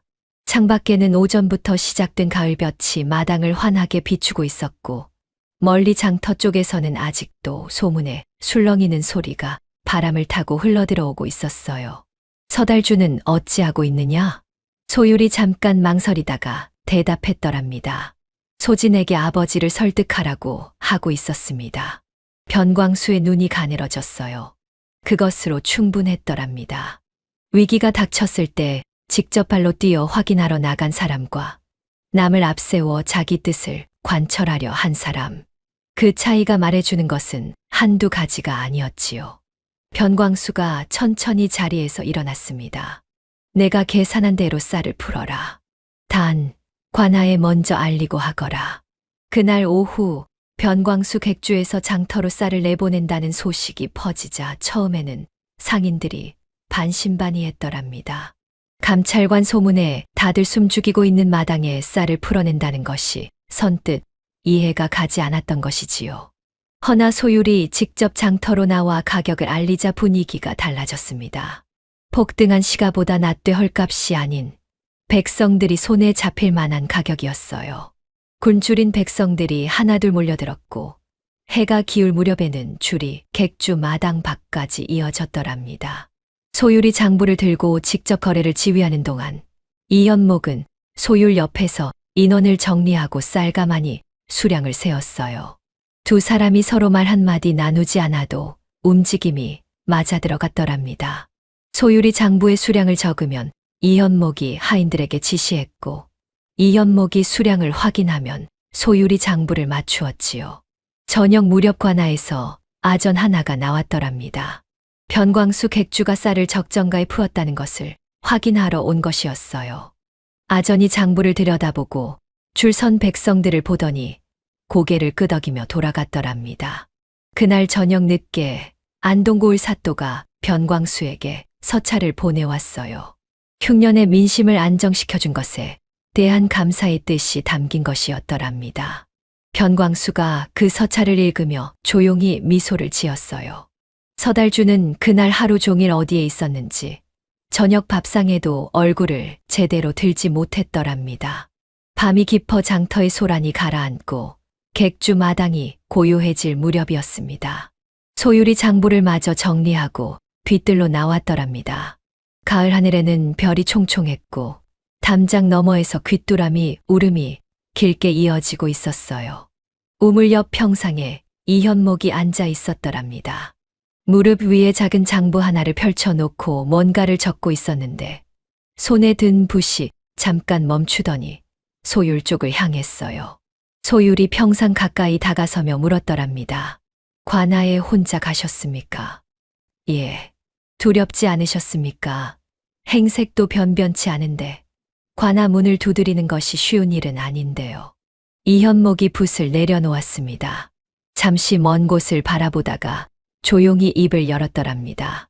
소인의 부친께서 억울한 일을 당하셨을 때 관아 문을 두드릴 힘이 없었습니다.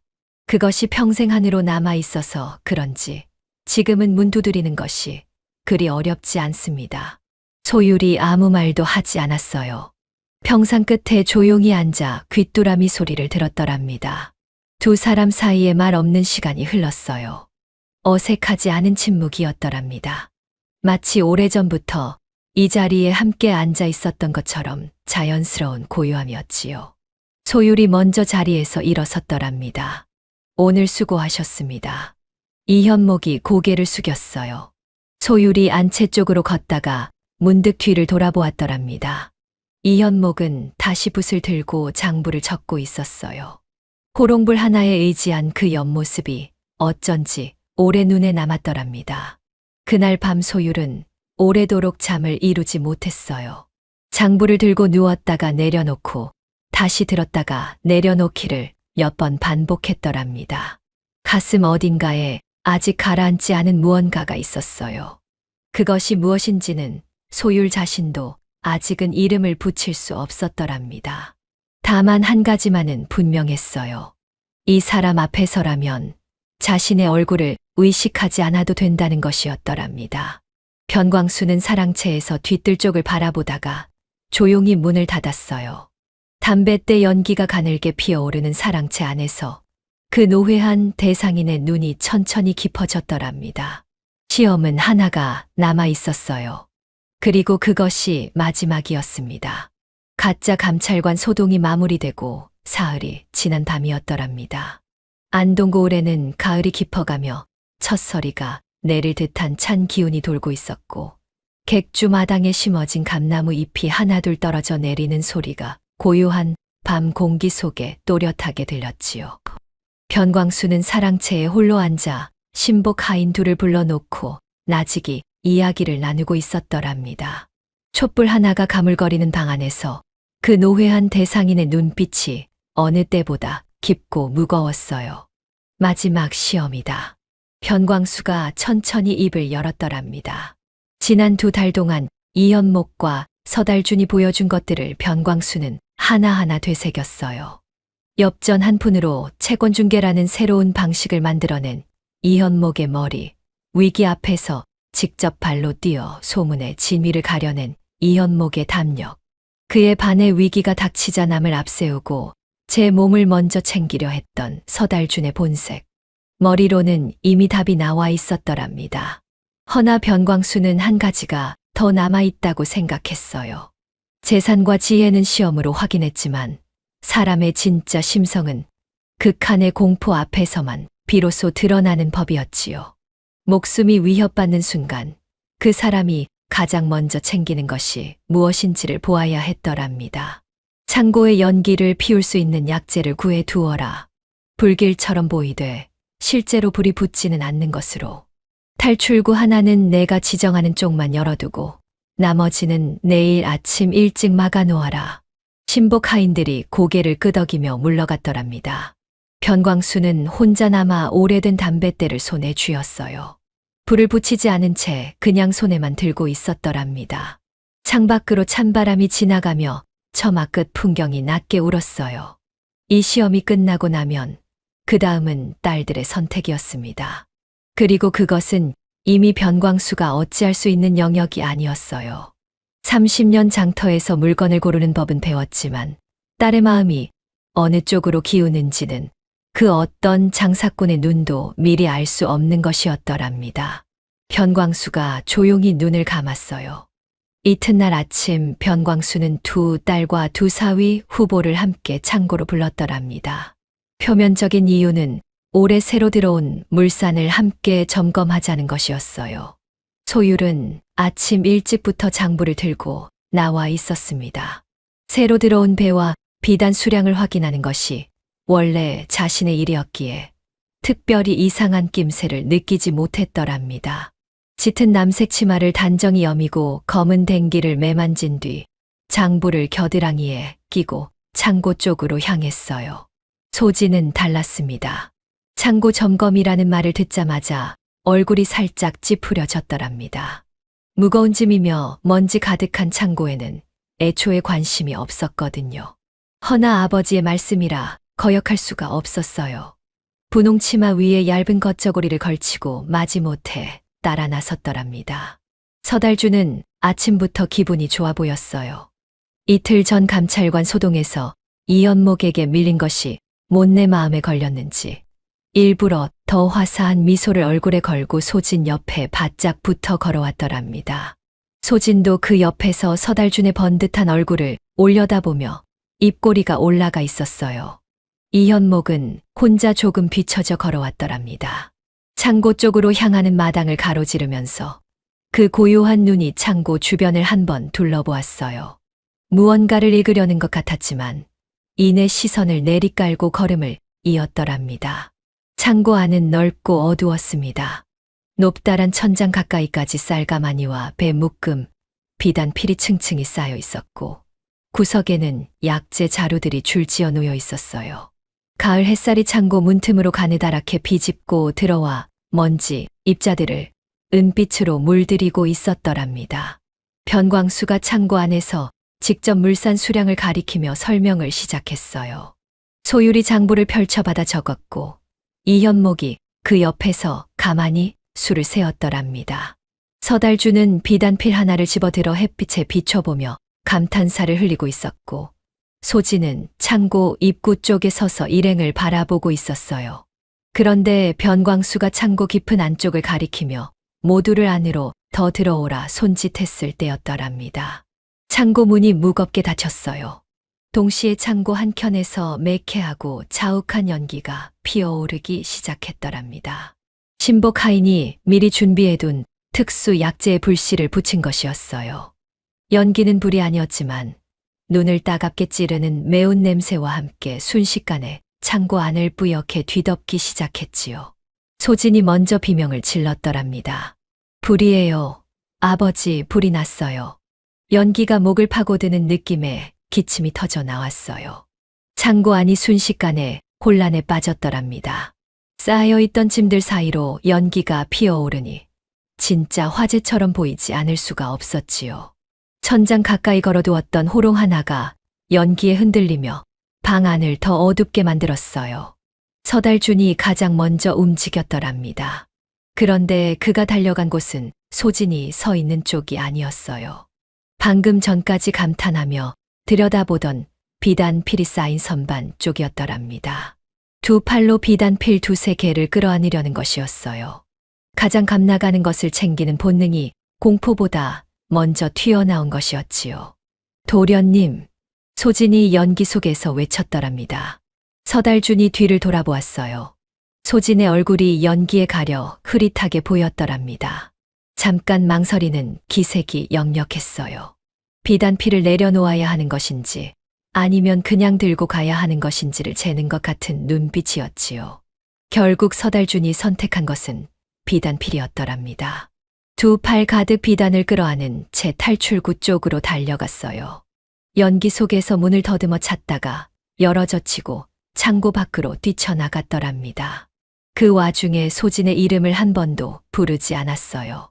창고 밖으로 나온 서달준이 비단필을 마당에 내려놓으며 숨을 몰아 쉬었더랍니다.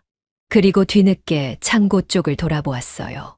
소진이 아직 안에 있다는 것을 그제야 깨달은 것이었는지 아니면 애초에 잊고 있었던 것인지는 알 수 없었습니다.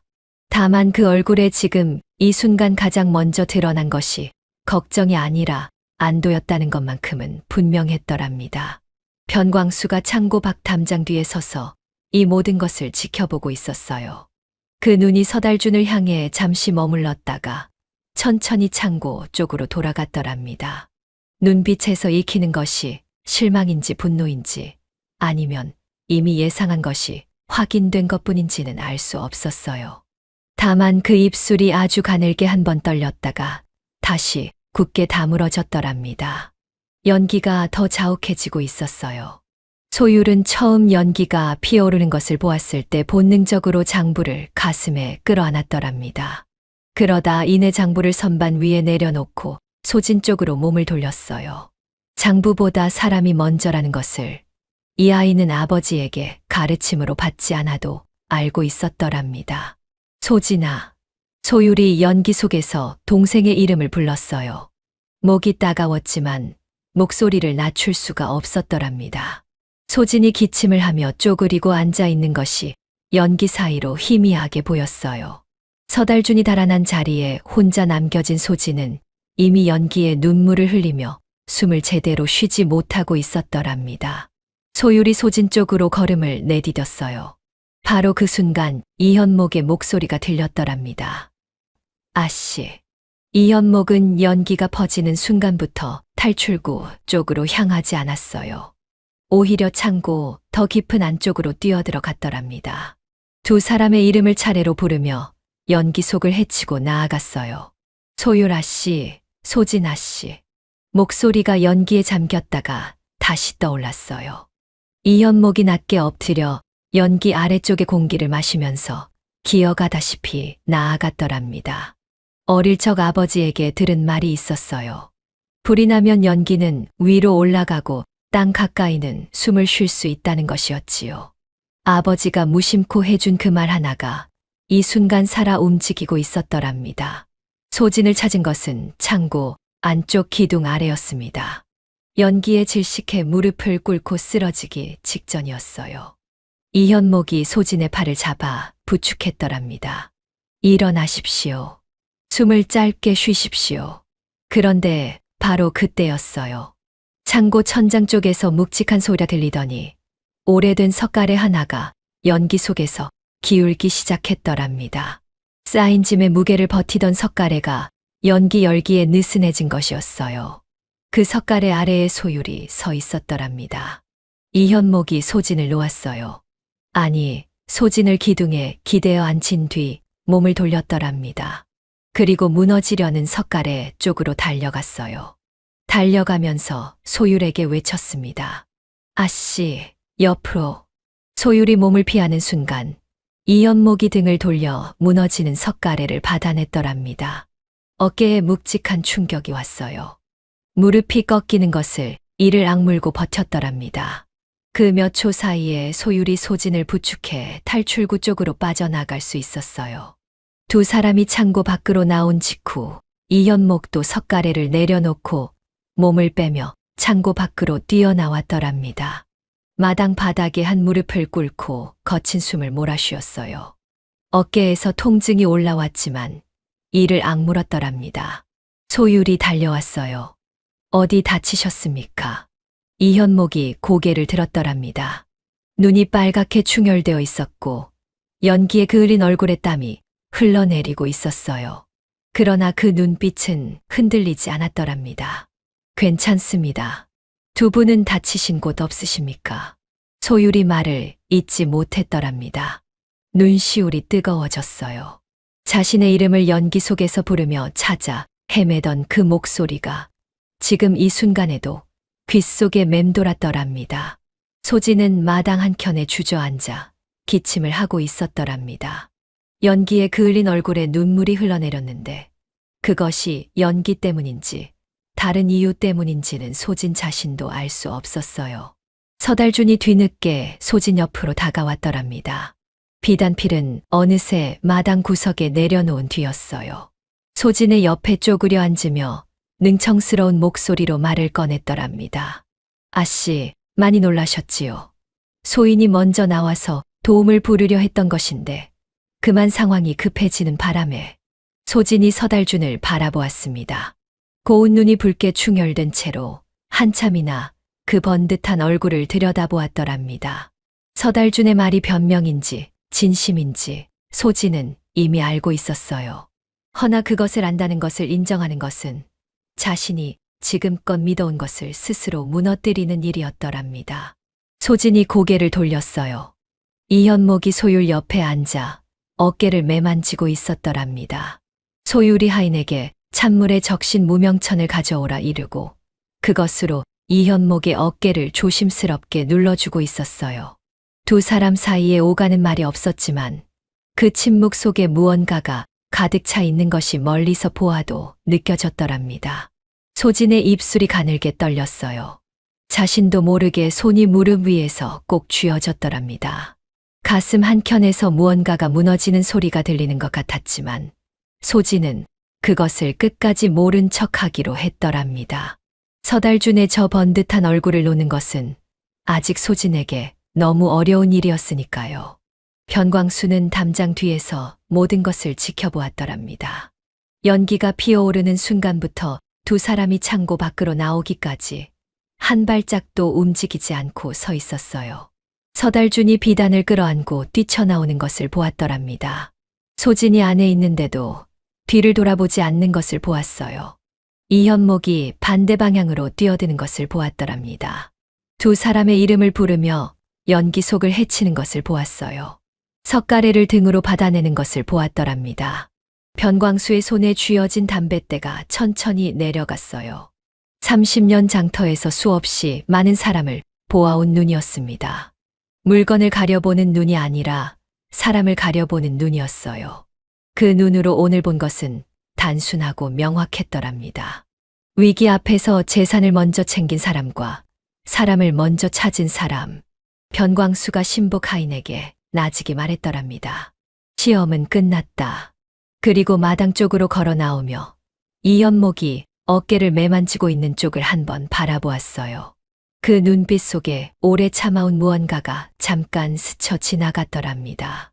슬픔인지 기쁨인지 아니면 그 둘이 뒤섞인 것인지 알 수 없었어요. 다만 그 노회한 대상인의 눈가에 누구도 보지 않는 사이 아주 작은 물기가 맺혔다가 사라졌더랍니다. 밤이 깊었더랍니다. 창고 소동이 끝나고 하인들이 창고를 정리하는 소리가 마당에서 들려오는 가운데 소율은 방 안에 홀로 앉아 있었어요. 무명천을 손에 들고 있었더랍니다. 아까 이연목의 어깨를 감싸주었던 그 천이었어요. 돌려주어야 한다는 생각은 들었지만 손에서 내려놓지 못하고 있었더랍니다. 연기 속에서 자신의 이름을 부르던 목소리가 자꾸만 귀에 돌아왔어요. 흉터가 있는 얼굴이라서 곰보 자국이 있어서가 아니었습니다. 단지 이 창고 안에 있는 사람이라서, 찾아야 할 사람이라서 부른 목소리였어요. 소율이 무명천을 천천히 내려놓았더랍니다. 그리고 장부를 펼쳤어요. 오늘 점검하다 만수량을 마저 적으려는 것이었지요. 허나붓이 종이 위에 닿자마자 멈추었더랍니다. 숫자가 눈에 들어오지 않았어요. 소율이 붓을 내려놓고 창밖을 바라보았습니다. 가을 달이 둥글게 객주 마당을 비추고 있었더랍니다. 감나무 가지에 남은 잎 몇 장이 달빛을 받아 은빛으로 흔들렸어요. 소율의 입술이 아주 작게 움직였더랍니다. 말이 되지 못하고 흩어진 그 소리가 무엇이었는지는 소율만이 알고 있었어요. 다만 그 눈빛 속에 오랫동안 꽁꽁 잠가두었던 무언가의 문이 처음으로 살며시 열리는 것 같은 빛이 돌았더랍니다. 변광수가 사랑채에 홀로 앉아 서찰 한 장을 적고 있었더랍니다. 붓이 천천히 움직였어요. 다 쓴 뒤 한참이나 바라보다가 조용히 접었더랍니다. 내일이었어요. 두 딸에게 선택을 물을 날이 내일이었더랍니다. 변광수는 어느 쪽이 어느 선택을 할지 이미 알고 있었어요. 소율이 어떤 눈으로 이 현목을 보는지, 소진이 아직 서달준의 얼굴을 놓지 못하고 있다는 것을 이 아버지의 눈은 모두 읽고 있었더랍니다. 허나 선택은 딸들의 것이었어요. 30년 장터에서 수없이 많은 것을 결정해온 이 사람이 딸들의 선택 앞에서만큼은 자신이 할 수 있는 일이 없다는 것을 알고 있었더랍니다. 변광수가 접어둔 서찰을 손에 쥐었어요. 이연목의 아버지 사건과 관련된 채권 문서를 추적하기 시작하라는 지시가 담긴 것이었더랍니다. 시험이 끝나기를 기다려온 일이었어요. 그 억울한 사연을 풀어주는 것이 이 사람이 이 딸을 위해 해줄 수 있는 마지막 일이라는 것을 변광수는 알고 있었더랍니다. 촛불이 가물거리다 다시 똑바로 섰어요. 변광수가 그것을 바라보다가 천천히 눈을 감았더랍니다. 처마 밖에서 바람이 지나가며 마지막 감나무 잎 하나를 떨어뜨렸어요. 마당에 내려앉는 소리가 고요한 밤속에 작게 울렸더랍니다. 창고 소동이 있었던 다음 날 아침이었더랍니다. 안동고을에는 밤새 바람이 불어 감나무 잎이 모두 떨어져 내렸고 마당에는 마른 잎들이 얇게 깔려 발걸음마다 바스락거리는 소리를 냈어요. 하늘은 높고 맑았지만 공기는 서늘했더랍니다. 가을이 이미 깊어질 대로 깊어진 날이었지요. 변광수가 두 딸을 사랑채로 불러들인 것은 아침 밥상이 치워진 직후였습니다. 소율이 먼저 들어왔어요. 짙은 남색 치마를 단정히 여미고 검은 댕기를 곱게 매만진 차림이었는데 어깨가 평소보다 조금 더 곧게 세워져 있었더랍니다. 소진이 뒤따라 들어왔어요. 분홍치마 자락이 문지방을 넘으며 살랑거렸지만 평소와 달리 눈빛이 어딘가 흔들리고 있었더랍니다. 어젯밤 잠을 제대로 이루지 못한 것이 그 눈 아래에 옅게 새겨져 있었어요. 변광수가 두 딸이 자리를 잡는 것을 기다렸다가 천천히 입을 열었습니다. 두 달이 지났다. 낮고 무거운 목소리였더랍니다. 담뱃대를 내려놓은 채 두 손을 무릎 위에 얹고 허리를 곧게 세운 그 자세가 장터에서 큰 거래를 앞두고 앉는 변광수의 자세와 똑같았어요. 시험은 끝났다. 오늘은 아비가 결정하는 것이 아니라 너희가 결정하는 날이다. 소율이 아버지를 바라보았습니다. 소진은 무릎 위에 놓인 두 손을 내려다보고 있었어요. 각자 마음에 둔 사람이 있으면 말하거라. 강요하지 않는다. 허나 한 번 말한 것은 아비도 되돌릴 수 없으니 신중히 생각하고 말하여라. 방 안이 잠시 고요해졌더랍니다. 마당에서 바람이 지나가며 마른 잎을 쓸어가는 소리만 낮게 들려왔어요. 소율이 먼저 입을 열었더랍니다. 아버지. 목소리가 평소처럼 담담했어요. 흔들리지 않았더랍니다. 허나 그 담담함이 억누른 것이 아니라 진짜 고요한 것이라는 것을 변광수는 알아볼 수 있었어요. 소녀는 이현목 씨를 선택하겠습니다. 변광수가 고개를 끄덕였습니다. 예상한 대답이었지만 막상 딸의 입에서 직접 나오는 것을 듣자 가슴 한켠이 뭉클해졌더랍니다. 이유를 말해보거라. 소율이 잠깐 생각했어요. 무릎 위에 가지런히 놓인 그 손을 내려다보다가 천천히 고개를 들었더랍니다. 소녀의 얼굴을 보고 달아난 사람이 수도 없이 많았습니다. 흉터를 가리라 하거나 불쌍히 여기거나 없는 척하거나. 그런데 이현목 씨는 그 어느 것도 하지 않았습니다. 그저 처음 보는 사람을 대하듯 눈을 맞추었어요. 소율이 말을 잠깐 멈추었더랍니다. 연기 속에서 소녀의 이름을 부르던 목소리가 아직도 귓속에 남아 있습니다. 소녀이기 때문이 아니라 이 창고 안에 있는 사람이기 때문에 찾은 목소리였어요. 그것으로 충분합니다. 변광수가 오래도록 말이 없었더랍니다. 창밖으로 마당을 가로지르는 바람 소리가 길게 이어졌어요. 그 노회한 대상인의 눈가에 무언가가 맺혔다가 사라졌더랍니다. 그래, 한마디뿐이었지만 그 한마디 속에 30년 아비의 마음이 모두 담겨 있었어요. 소진의 차례였더랍니다. 방 안이 다시 조용해졌어요. 소진이 무릎 위에 두 손을 꼭 쥐었다가 풀었다가를 반복했더랍니다. 변광수가 물었어요. 소진아, 너는? 소진이 고개를 들었습니다.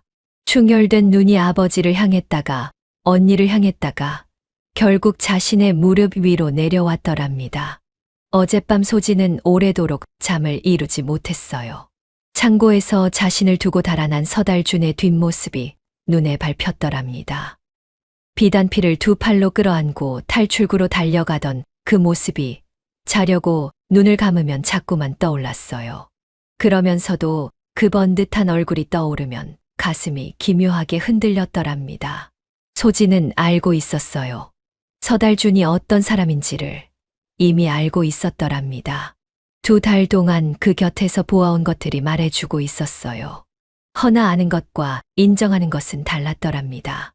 인정하는 순간 자신이 그토록 원하던 것을 스스로 포기해야 한다는 것을 소진은 알고 있었으니까요.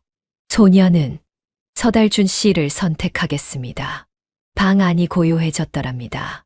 소율이 동생을 바라보았어요. 말리지 않았더랍니다. 소진의 눈 속에 무엇이 있는지를 언니는 이미 보고 있었으니까요. 변광수가 3번을 다시 물었더랍니다. 한 번 물을 때마다 소진의 손이 조금씩 더 강하게 쥐어졌어요. 그러나 대답은 바뀌지 않았더랍니다. 변광수가 긴 침묵 끝에 눈을 감았습니다. 그리고 천천히 떴어요. 알겠다. 재산은 둘로 똑같이 나누겠다. 이것은 내 결정이다. 소진이 고개를 숙였더랍니다. 감사하다는 말도 다른 말도 없었어요. 그 고요한 순간에 소진의 눈에서 눈물 한 방울이 치마 위로 떨어졌더랍니다. 그것이 기쁨의 눈물인지 아니면 다른 무언가의 눈물인지는 소진만이 알고 있었어요. 두 딸이 물러간 뒤였더랍니다. 변광수가 신복 하인을 보내 이현목을 사랑채로 불렀어요. 이현목이 들어와 자리에 앉았을 때 변광수는 밤새 적어두었던 서찰을 꺼내 탁자 위에 올려놓았더랍니다. 이현목의 눈이 그 서찰로 향했어요.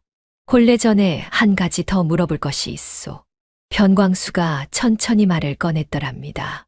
지난번에 부친의 억울한 채무 누명 이야기를 하다 말았는데 이제 시험도 끝났으니 낱낱이 말해보시오. 이현목이 등을 곧게 세웠더랍니다. 그 눈빛이 평소보다 더 고요하게 가라앉았어요. 오래전부터 이 말을 꺼낼 날을 기다려온 사람처럼, 그러면서도 그 말을 꺼내는 것이 여전히 쉽지 않은 사람처럼 잠시 숨을 고르더니 천천히 입을 열었더랍니다. 소인의 부친 이름은 이도성이라 하였습니다. 밀양에서 3대째 작은 상단을 이어오던 집안이었어요. 이현목의 목소리가 낮고 단단했더랍니다. 감정을 실어 말하는 것이 아니라 오랫동안 품어온 사실을 하나하나 꺼내놓는 것 같은 목소리였어요. 소인이 15 되던 해 부친의 동업자였던 자가 거에게 채권 문서를 위조하였습니다. 부친이 거에게 빚을 지고 있다는 내용의 문서였는데 그 위조가 어찌나 교묘하였던지 관아에서도 진위를 가려내지 못했지요. 부친은 그 누명을 쓰고 재산을 모두 빼앗긴 뒤 이듬해 봄에 세상을 드셨습니다. 변광수가 담뱃대를 손에 쥐었어요. 빨지는 않고 그냥 손에 들고만 있었더랍니다. 그 위조 문서가 지금도 남아있다고 하였지요? 예. 소인이 15대부터 지금까지 간직하고 있습니다. 그리고 그 문서가 위조임을 증명할 수 있는 근거도 찾아두었어요.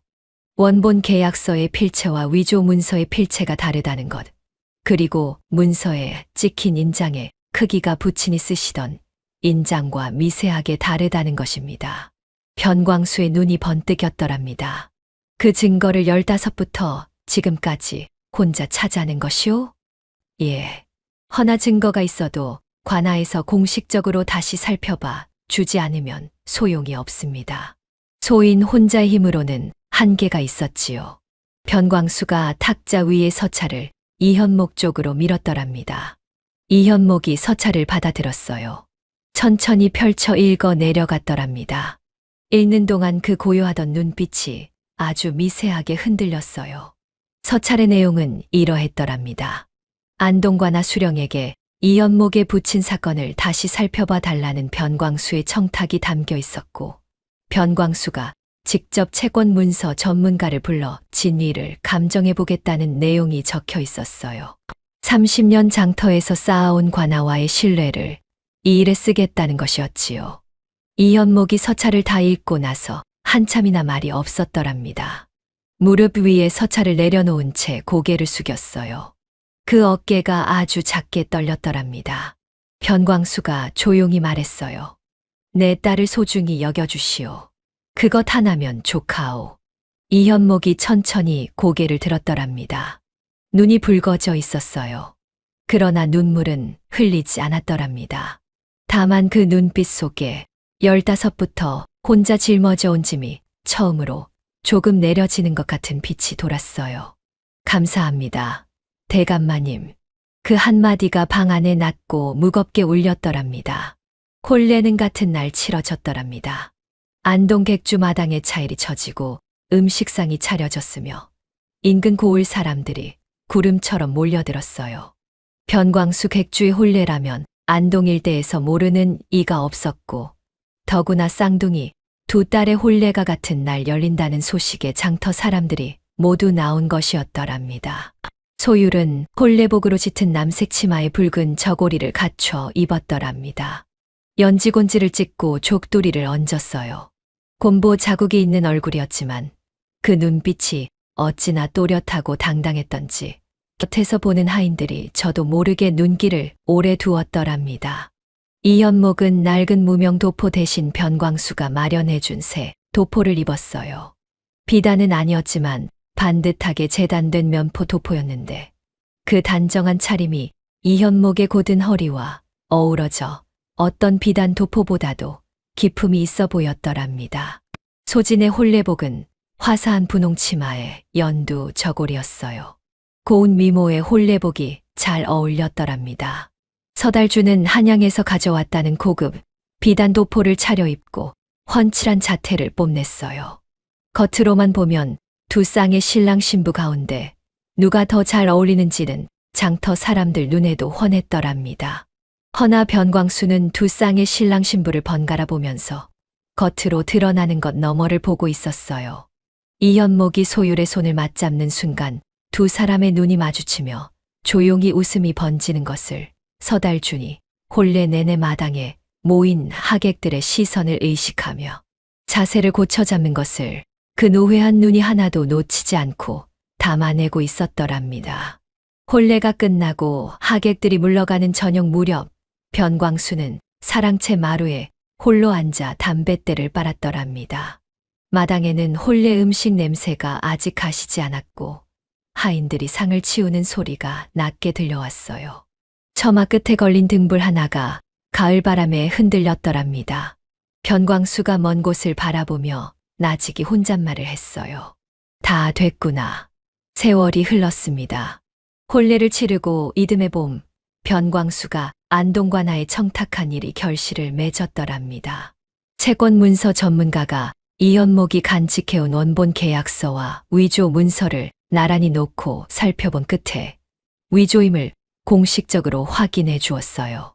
이현목에 붙인 이도성이 억울한 누명을 쓴 것이 공식적으로 인정되었고 이현목 가문의 명예가 13년 만에 회복되었더랍니다. 그 소식을 들은 날 이현목은 오래도록 방에 홀로 있었어요. 소율이 문 앞에서 기다리다가 조용히 문을 열었더랍니다. 이현목이 창가에 앉아 아버지가 생전에 쓰시던 낡은 붓 하나를 손에 쥐고 있었어요. 아무 말도 하지 않았더랍니다. 소율도 아무 말 하지 않고 그 곁에 조용히 앉았어요. 두 사람 사이에 한동안 말이 없었더랍니다. 창밖으로 봄볕이 마당을 환하게 비추고 있었어요. 그것으로 충분했더랍니다. 이현목이 선보인 채권 중개 방식을 변광수 객주 전체에 도입한 것은 그해 여름이었습니다. 소율의 장부 실력과 이현목의 채권 구조 분석이 합쳐지자 안동 일대 수십 개 상단의 거래 채권이 모두 변광수 객주를 통해 정리되기 시작했더랍니다. 돈이 필요한 상단은 객주에서 채권을 담보로 급전을 구할 수 있었고 미수금이 쌓인 상단은 객주의 중개로 빠르게 정리할 수 있었어요.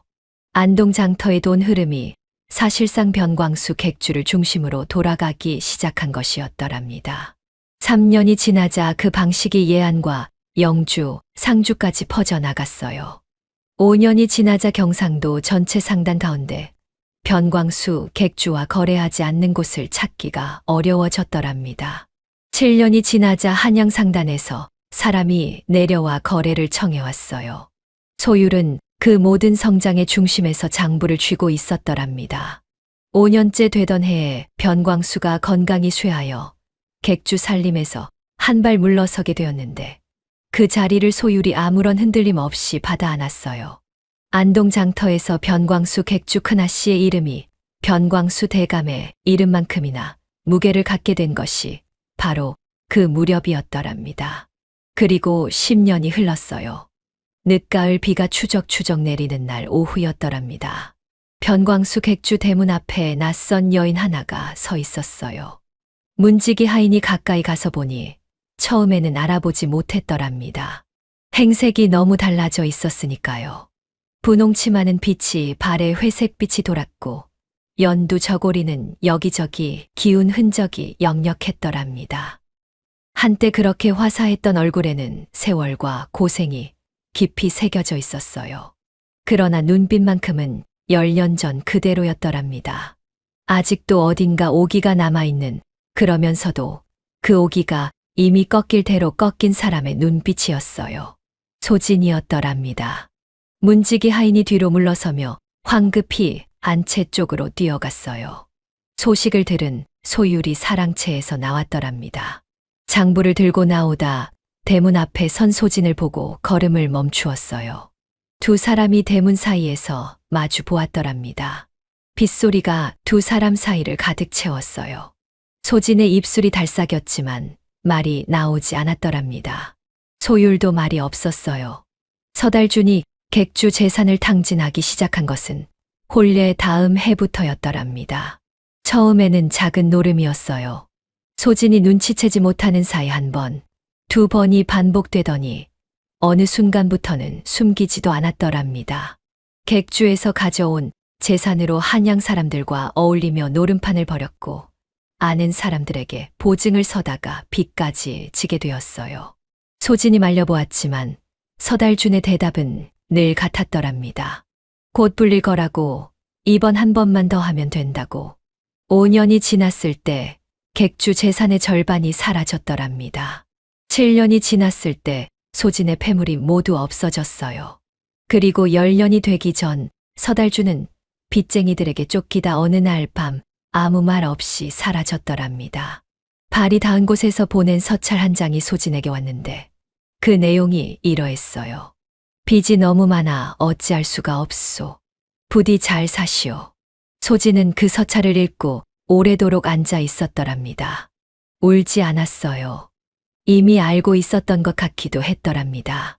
다만 그 서찰을 손에 쥔 채 오래도록 창밖을 바라보며 10년 전 아버지 사랑채에서 3번의 물음에도 대답을 바꾸지 않던 자신을 떠올렸더랍니다. 언니, 소진이 겨우 한마디를 냈더랍니다. 목소리가 빗소리에 섞여 가늘게 떨렸어요. 소율이 들고 있던 장부를 곁에 선 하인에게 넘겨주었더랍니다.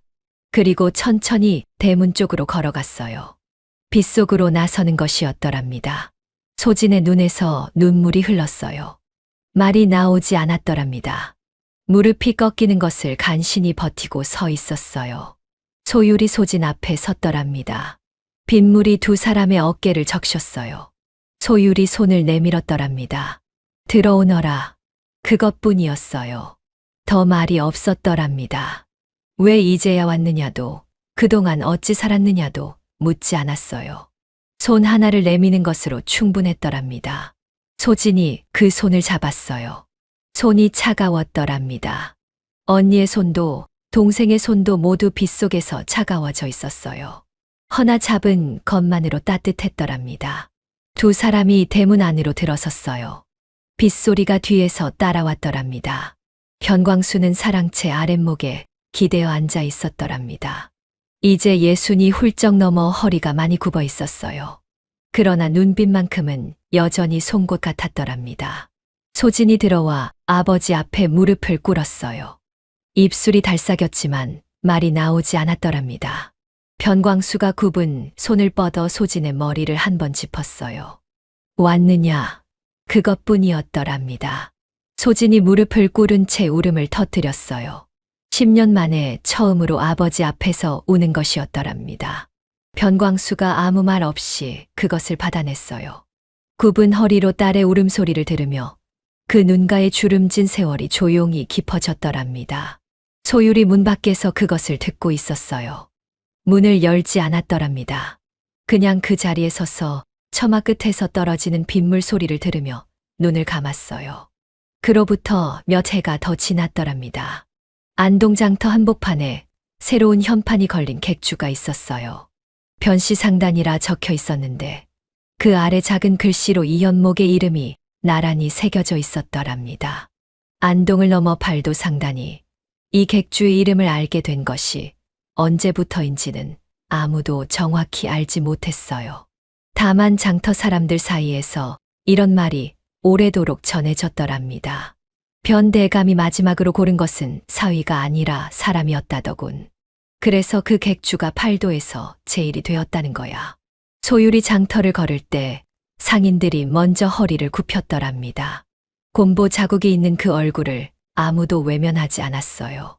오히려 그 얼굴을 보면 안도하는 상인들이 있었더랍니다. 저 눈이 장부를 보면 어떤 속임수도 통하지 않는다는 것을 알기 때문이었지요. 소진은 객주 안채에서 살았더랍니다. 처음에는 언니 곁에서 작은 일부터 거들었어요. 셈법을 다시 배우고 장부를 들여다보고 상인의 눈빛을 읽는 법을 익혔더랍니다. 늦었지만 느리지 않았어요. 소진도 결국 변광수의 딸이었으니까요. 이현목은 아버지의 누명이 풀린 뒤에도 낡은 붓 하나를 책상 위에 두고 살았더랍니다. 팔도 거상이 된 뒤에도 마찬가지였어요. 소율이 한 번은 새 붓을 사다 놓았는데 이현목이 웃으며 말했더랍니다. 이것은 버릴 수가 없소. 부친이 마지막으로 쓰시던 붓이어서요. 소율이 그 붓을 바라보며 고개를 끄덕였더랍니다. 더 말을 하지 않았어요. 변광수는 그해 늦겨울에 조용히 세상을 뜨었더랍니다. 사랑채 아랫목에서 따뜻하게 누운 채로 소율과 이현목이 곁에 앉아 있는 것을 보며 눈을 감았어요. 마지막으로 남긴 말이 있었는데 그것이 이러했더랍니다. 내가 고른 것은 사람이었는데 결국 그 사람이 모든 것을 고르더구나. 장터 사람들은 그 말이 무슨 뜻인지 한참이 지나서야 알았더랍니다. 안동 객주 대문에 새 현판이 걸리던 날 소율이 직접 붓을 들어 그 아래 작은 글씨를 하나 더 새겼어요. 장터를 오가는 사람들이 고개를 들어 읽었더랍니다. 사람을 보는 눈이 모든 것을 결정한다. 가을볕이 그 현판 위에 고르게 내려앉았어요. 안동 장터의 아침이 그렇게 밝아오고 있었더랍니다. 오늘 전해드린 쌍둥이 자매의 이야기가 여러분의 가슴 한편에 잔잔한 여운으로 남으셨으면 합니다.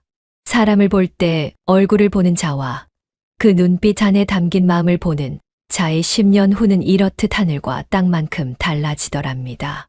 변광수 대감이 마지막으로 남긴 말처럼 진짜 좋은 인연이란 내가 넘어졌을 때 혀를 차는 자가 아니라 말없이 무릎을 꿇고 손을 내밀어 주는 사람이 아니겠어요. 오늘 이 이야기가 조금이라도 마음에 드셨다면 구독과 좋아요 꾹 눌러 응원해 주시고 따뜻한 댓글 한 줄도 기다리겠습니다. 늘 건강하시고 머무시는 곳마다 편안하고 따뜻한 하루하루가 함께 하시길 바랍니다.